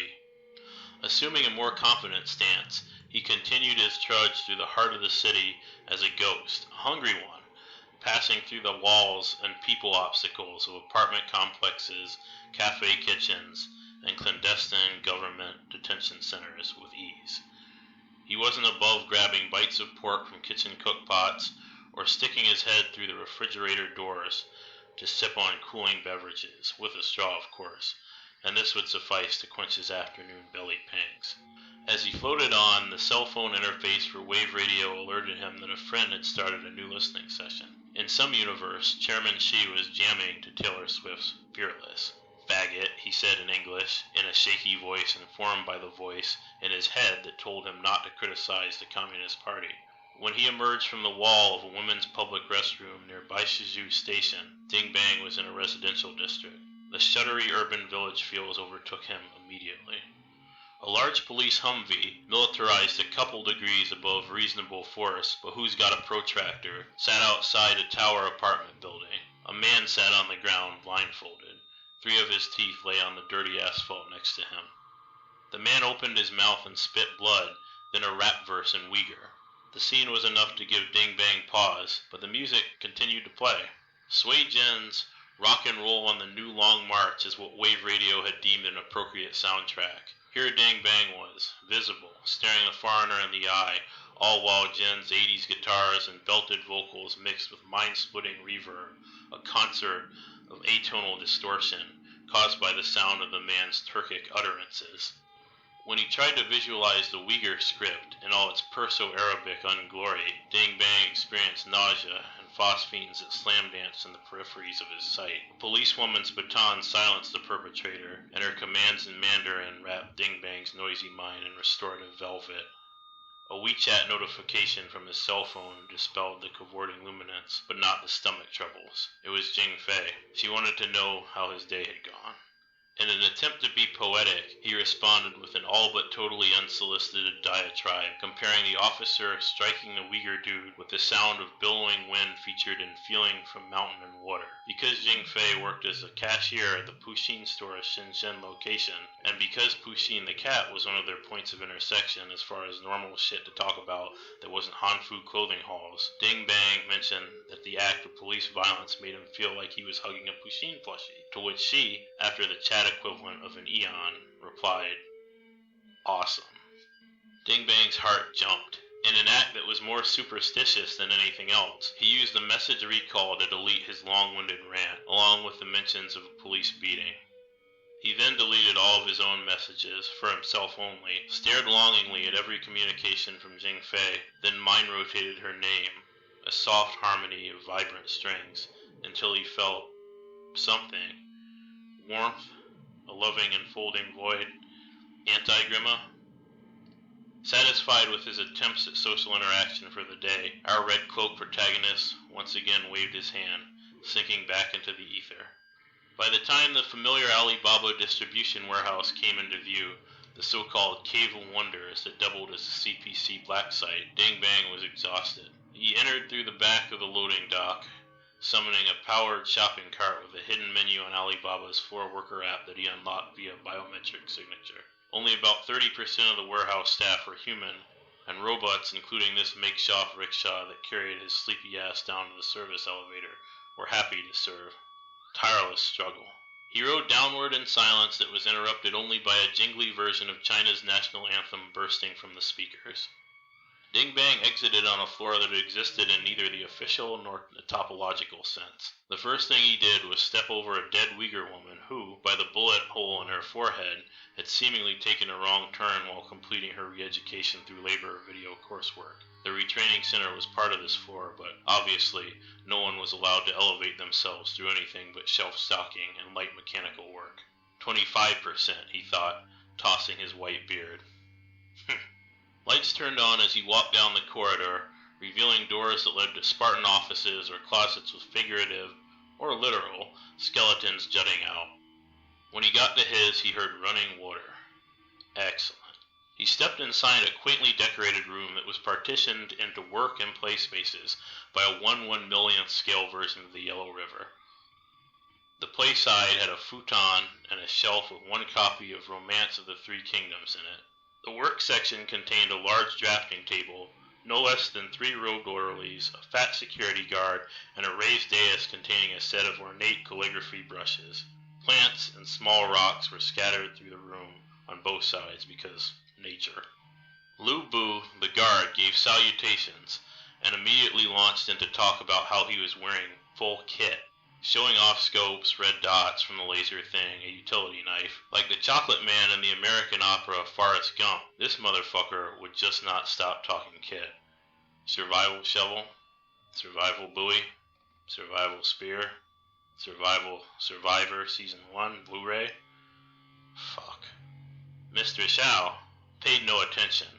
He plucked a brush from the calligraphy station, wiped its bristles on an orderly who existed for just that purpose, then began his task of redrawing the ley lines of Earth 357 in a way that ensured the hegemony of the People's Republic of China for 10,000 more years.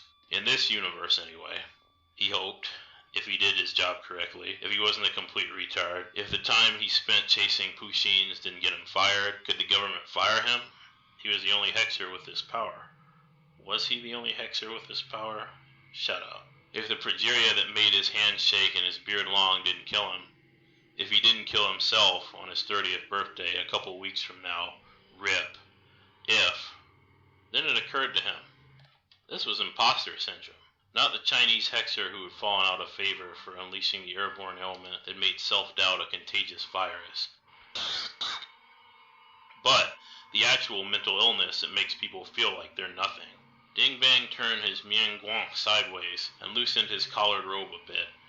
He always got hot when his brain thought about his own inadequacies. Somewhere around the Xinjiang Uyghur Autonomous Region, he fucked up his line work. Mountainous areas with low population were his element. City regions were a messy affair that involved collaboration with Ding Dayu, the feng shui expert, who he hated because she was a smelly, actually old hag.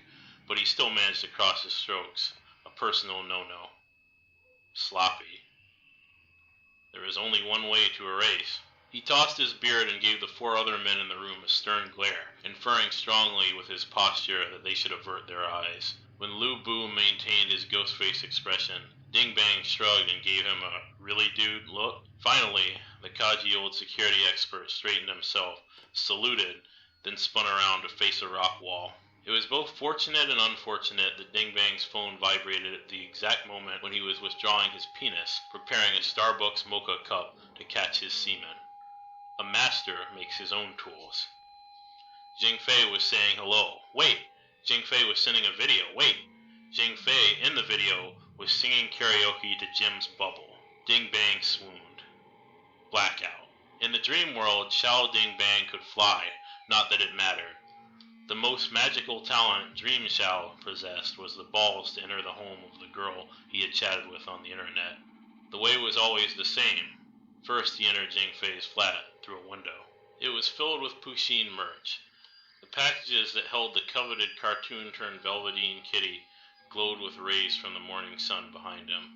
There was a sales kiosk, brightly illuminated, rocking back and forth in the dining room. Several times in this recurring lucid dream, he had tried and failed to use the kiosk to select the evolution of the Fuxin, an ultra-rare Chinese region-exclusive version of the gray feline that was dressed like his Yangshi, little ribbon scroll hat and all.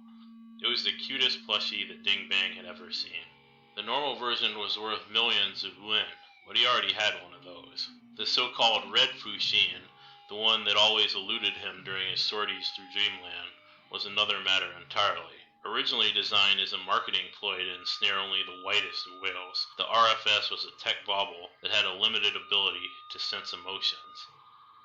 It only attained its signature red color when someone gifted it to a friend. This social component made it an impossibility for Ding Bang, what with his reclusive ways. Many co-workers had inquired about Ding Bang's love of Puxin. Was he some kind of faggot? As a merch-sick completionist, an addict engaged in a Souls-like version of consumerist plushie acquisition, he was trying to 100% his collection. Indeed, he was 99.9999% of the way there. But, truth be told, it was deeper than that. He thought back to the time he had pried a Puxin with rainbow plush from the warm, dead hands of a protester at the Hong Kong riots.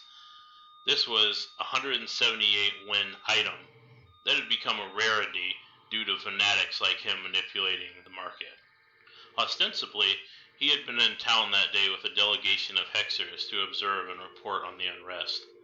In actuality, however, he spent most of his salaried time crossing swords in the wuxia sense with local collectors or other decadent superpowered plutocrats who had come to reeve Puxin stores with no designs on extradition outside of gray kitty cats who were guilty, as charged, of being too fucking cute. The juxtaposition of that death-gazing, pharaoh-posed protester, head made concave by a riot baton, with the very much convex and rotund and kawaii nature of Pushin's little smiling face, provoked a visceral reaction in Ding Bang. The dead body was emotional squick, personified. Hard lines, hard posture, hard to process. Pushin could sink into its own comfy self-hug forever, and the rainbow it clutched would persist. As he continued to search the apartment, Guqin music filtered in from no specific point of origin. Its dispensation was measured, consistent, as if by the witchcraft of central air, not the all-at-once rush Ding Bang felt when he mulled over Jing Fei's name during waking hours. There was a bedroom in the back. It was a lush, plush paradise, Ding Bang knew, although he had never seen it in the dream, or real life, but who's got binoculars? He approached. The music started to rise. Frantic finger-fucking. Chorded climax imminent. The rainy fight scene in Hero where Donnie Yen gets his ass kicked. The door creaked open when he touched it, as if this were an old farmhouse and not new ultra-metropolitan condo development in the last 3 years. A female body. Oops. Time to faint. Wide out! Coming out of his dream stupor, a very groggy Ding Bang grasped for a brush and went to dip it into the fresh cum. But it wasn't where it should have been. His eyes made a desperate search which terminated on a smiling Lu Bu, who was breaking personal space etiquette. Lu Bu bowed, placing the cup in its rightful place on the calligraphy dais. Mr. Xiao? Lu Bu's intonation was respectful. He made eye contact because he wanted to check Ding Bang's masculinity, a suspicion, and because he was a government-trained empath who could read feelings and maybe more, a fact. Ding Bang knew Lu Bu had seen his dream.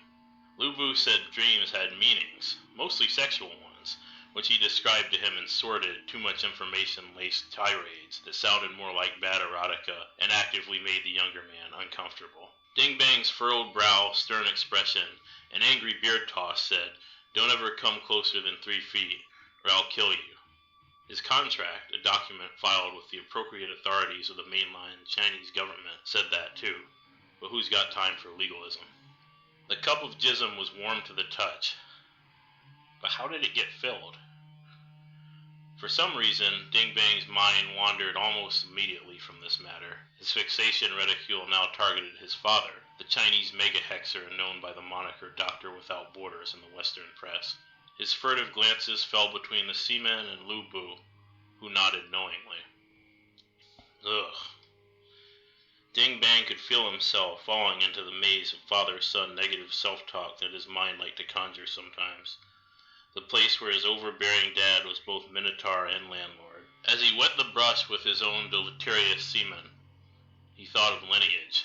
Not the hit mobile RPG with take-your-fucking-money elements. This was a different, more personal gotcha game. His faults assailed his quaking mind castle in the form of English truisms about incels and failure to launch, guitar fucking riff, until those Latin script kiddies got tired of playing and formed the phrase, "How could you be named Xiao?" in Mandarin. Another respectful but somewhat firmer Mr. Xiao emerged from Lu Bu, and if this were the Marvel Comics universe, a single tear would form on Ding Bang's cheek. But it's not, and he's not a faggot, okay? So let's move on. Meanwhile, the ley lining progressed as expected. When the finishing touches were complete and the massive Stria Arcana hampering Han dominance in Tsar was nullified by a couple masterful strokes, Tiger Woods if Ding Bang was being honest with himself, it was time for bed. He snapped his fingers, the only signal his orderlies needed to begin the process of Pushinifying his sleeping space. A squishy log atop 2 down-feather pillows was absolutely required for a good night's rest. With another snap, all parties, himself included, averted their eyes as he stripped naked. While he was donning his Pushin unisex kigurumi, a beige onesie that clashed starkly with his Hanfu day-wear, Ding Bang could feel Lu Bu's gaze. It may have been that he was observing him psychically, a fulfillment of contract, as opposed to with his pupils, a breach, but he felt it either way. The old fool would be punished for his insolence, eventually. Ha ha ha! Ha ha ha! And other hollow threats. Yang Zhenfei broke up with Xiao Ding Bang at 6:42 p.m. China Standard Time on redacted, which is 1 hour and 42 minutes after she exited the Pusheen megastore at number 5 Jiangxi Avenue, Shenzhen Special Economic Zone, as verified by CCTV footage and the independent account of an elderly man known as Xu Yang. It sucked. Ding Bang stayed in bed until like 1 p.m. that day, which was a sore day, some 4 days before his 30th. The cause of the split was as incomprehensible to Ding Bang as China is to all but a few dudes in the Brookings Institute or wherever, and the more he read over the WeChat message history, the more despondent he became. Something about nothing in common, something about needing space, something about let's still be friends, some very specific things about Pusheen and Han Fu and Ding Bang as a person, which I'll admit here with the largely racist excuse of English has no word for X emotion. Either way, the recoil from this psychosocial bitch slap was as fierce as Moschino Barbie, and its shockwave echoed into other universes. When Ding Bang finally emerged from his torpor, he disregarded the untamed contours of the Cape Cod Polygon, a ley line flashpoint where teams of American hexers has recently resisted his skillful attempts at gerrymandering. Today was for sulking and shopping only. Work? Not allow. Obviously, he didn't dare go by the Pusheen shop. The Rent-A-Mecca section of the cave was nearly empty. One old beat-up unit, AVE-01, was left. Some close facsimile of his go-to mantra of self-harm, I don't deserve to be happy, played over and over in his mind, in English, and wah wah, wicka wah wah, wicka wah wah. Get in the fucking robot, he finally said, wishing his passive-aggressively tyrannical father would call him. As he climbed aboard the wonder of People's Army engineering might and made the weapons hot, he felt Lu Bu's presence. Christ, this really is starting to sound like fucking Marvel. He fucking saw Lu Bu right there, with his fucking eyes. Lu Bu pointed to his head, then to a calendar. Ding Bang couldn't read the date, but knew it was his birthday. The old guy was thinking of him, thinking with him, thinking through him. Cool. He waved cordially and to open the portal. His mech sped into the distant past of Earth 6969W. The W branded it as a lost world, where Chinese progress had fallen behind in a way that made CPC game theorists and political forecasters suggest abandoning all further efforts of parallel manipulation. Dead to the communist hierarchy's ambitions, it was now Xiao Ding Bang's personal Han Fu clothing shopping mall. The Emperor Xin Song was throwing up in his chamber pot when a strange, otherworldly machine landed at the foot of his throne, which was filled by the Empress Lu. His Imperial guards and dog, because fuck it, were torn apart by 50 caliber rounds, but it was the screams of his wife that got his attention. He peeked his head out the royal chambers, and for this crime received a bullet from a liquid-cooled machine gun through the temple. Chinese water torture. His drip was now in the hands of Xiao Ding Bang, who might as well be his distant relative. Are you worthy of the name Xiao? Who knows? But shopping didn't help. Trying on bloody red robes didn't help. Blocking her number in his phone, a method suggested in Dustin Lynch's Mama's House, didn't help. Guitar noise, endlessly. 10,000 years were his next couple work days, and just the noise. Eventually it was T-1 until his birthday. He was thinking of treating himself to a night on the town, whatever that means to a social recluse who had roughly 3 highly specific hobbies. Fortunately, the Cave of Wonders administrators had other plans. He was told to be present for a special session in the office that very day. Phew. Ding Bang awoke early on his birthday and made significant progress isolating vertices in the Massachusetts Peninsula region. He ate. He thought about the process of hanging oneself, which spiraled into autoerotic asphyxiation, which spiraled into Robin Williams' career, while Lu Bu snored. Sweet dreams, old man. When everyone in the office had started into their routines, he tried to sneak away from his desk to avoid birthday wishes. He didn't have to. None of his colleagues said shit to him. A lost Uyghur man he spotted on the way to the restroom apologized in broken Mandarin. Ding Bang smirked, then made his React-powered contact lenses flash orange. The man fled. The loudspeaker announced a mandatory strategic joint session at 1 p.m. Ding Bang waited. The meeting was packed. The formal topic of discussion, lax marijuana enforcement policies at the cave and its sister facilities, was boring. Surprise. Surprise! As the final seconds of the Yoku presentation video counted down, as the presentation screen retracted itself, as the house lights came back up, people stirred. A human-sized Alibaba shipping container labeled with 60 had appeared. Reed, been placed there, probably by a warehouse robot whose only job was to place these containers. Ding Bang scratched his head. The container was rocking back and forth. Thoughts of the dream. The cursed Pusheen kiosk. Lu Bu stood next to it, trademark dumb smile across his lips. For your honorary 60th, Mr. Xiao. Then, applause. Fuck, Ding Bang wondered. Do I really look that old? Ding Bang froze. He summoned his safe space again. Forest house. Waterfall. Jing... Oh. Well, damn. He would have to come up with a new safe space at the next EMDR session, he guessed. A well-placed Mr. Xiao snapped him out of it, and before he knew it, he was opening the box, unsure what he would find. He audibly gasped after his box cutter tore through the cardboard. It was Jing Fei. She stared at him through eyes that looked artificial, waterlogged. She was wearing her Pusheen Megastore uniform, pristine gray and pink with a cute pair of Pusheen-headed ballet flats to complete the ensemble. His eyes gravitated towards these momentarily, not because he had a foot fetish, and certainly not because he was gay, but because he couldn't unimagine himself in the Song Emperor's robes wearing them. Perfect. Anyway, he visualized Jing Fei wrapped in plastic for a split second.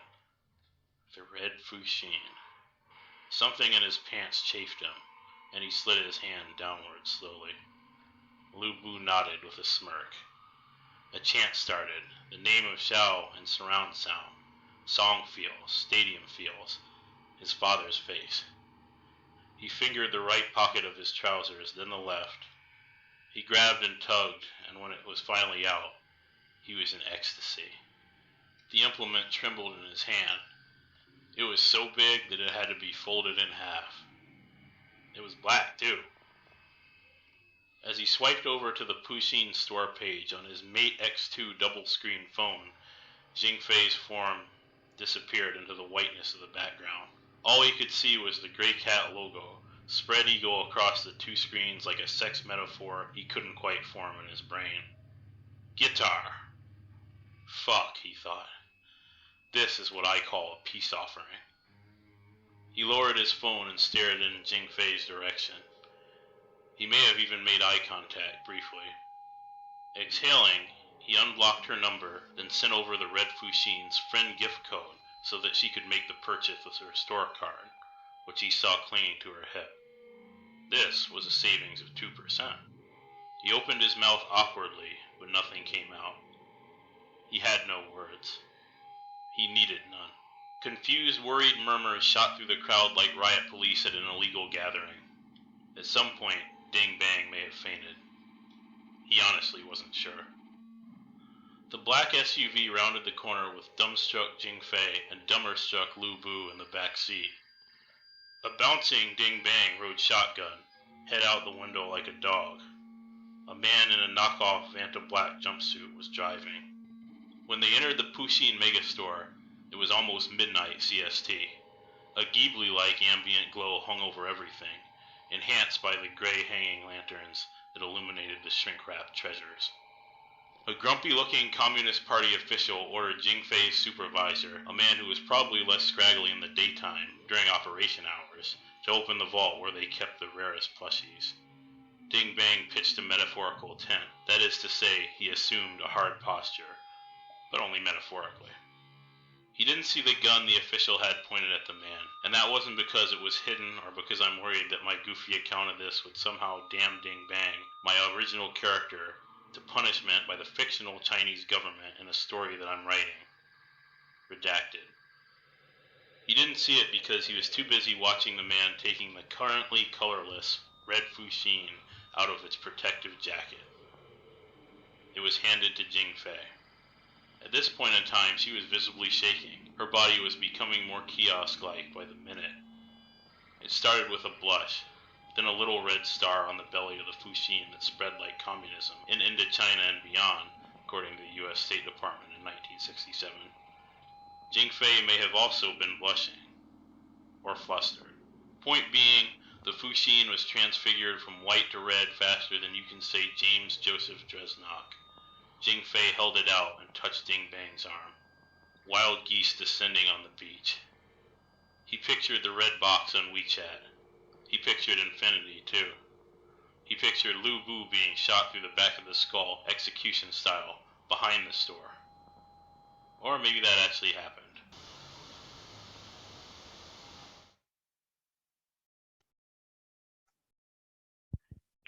Yeah, that, first of all, sorry for how long that was, but I just want to thank our troll, Lena, for drawing dicks on the Winamp while it was playing. Thank you, Lena, if you're still here. I know I was reluctant to boot Lena, but I was afraid she might actually say something and disrupt the story instead of just drawing shit. But Rest in peace, Lena. F's in the chat for Lena. But man, that was epic. That was some epic shit. I love my favorite part of that story is the protracted bit about the Pusheen merchandise and like the image of the image of the murdered protester holding the piece of Pusheen merch, the Pusheen plush, and the contrast and the way you lay out that contrast in the text is fucking transcendent. But no, I love this really gets, like, setting aside like all the very funny like political and social satire here and all the digs at the Chinese Republic.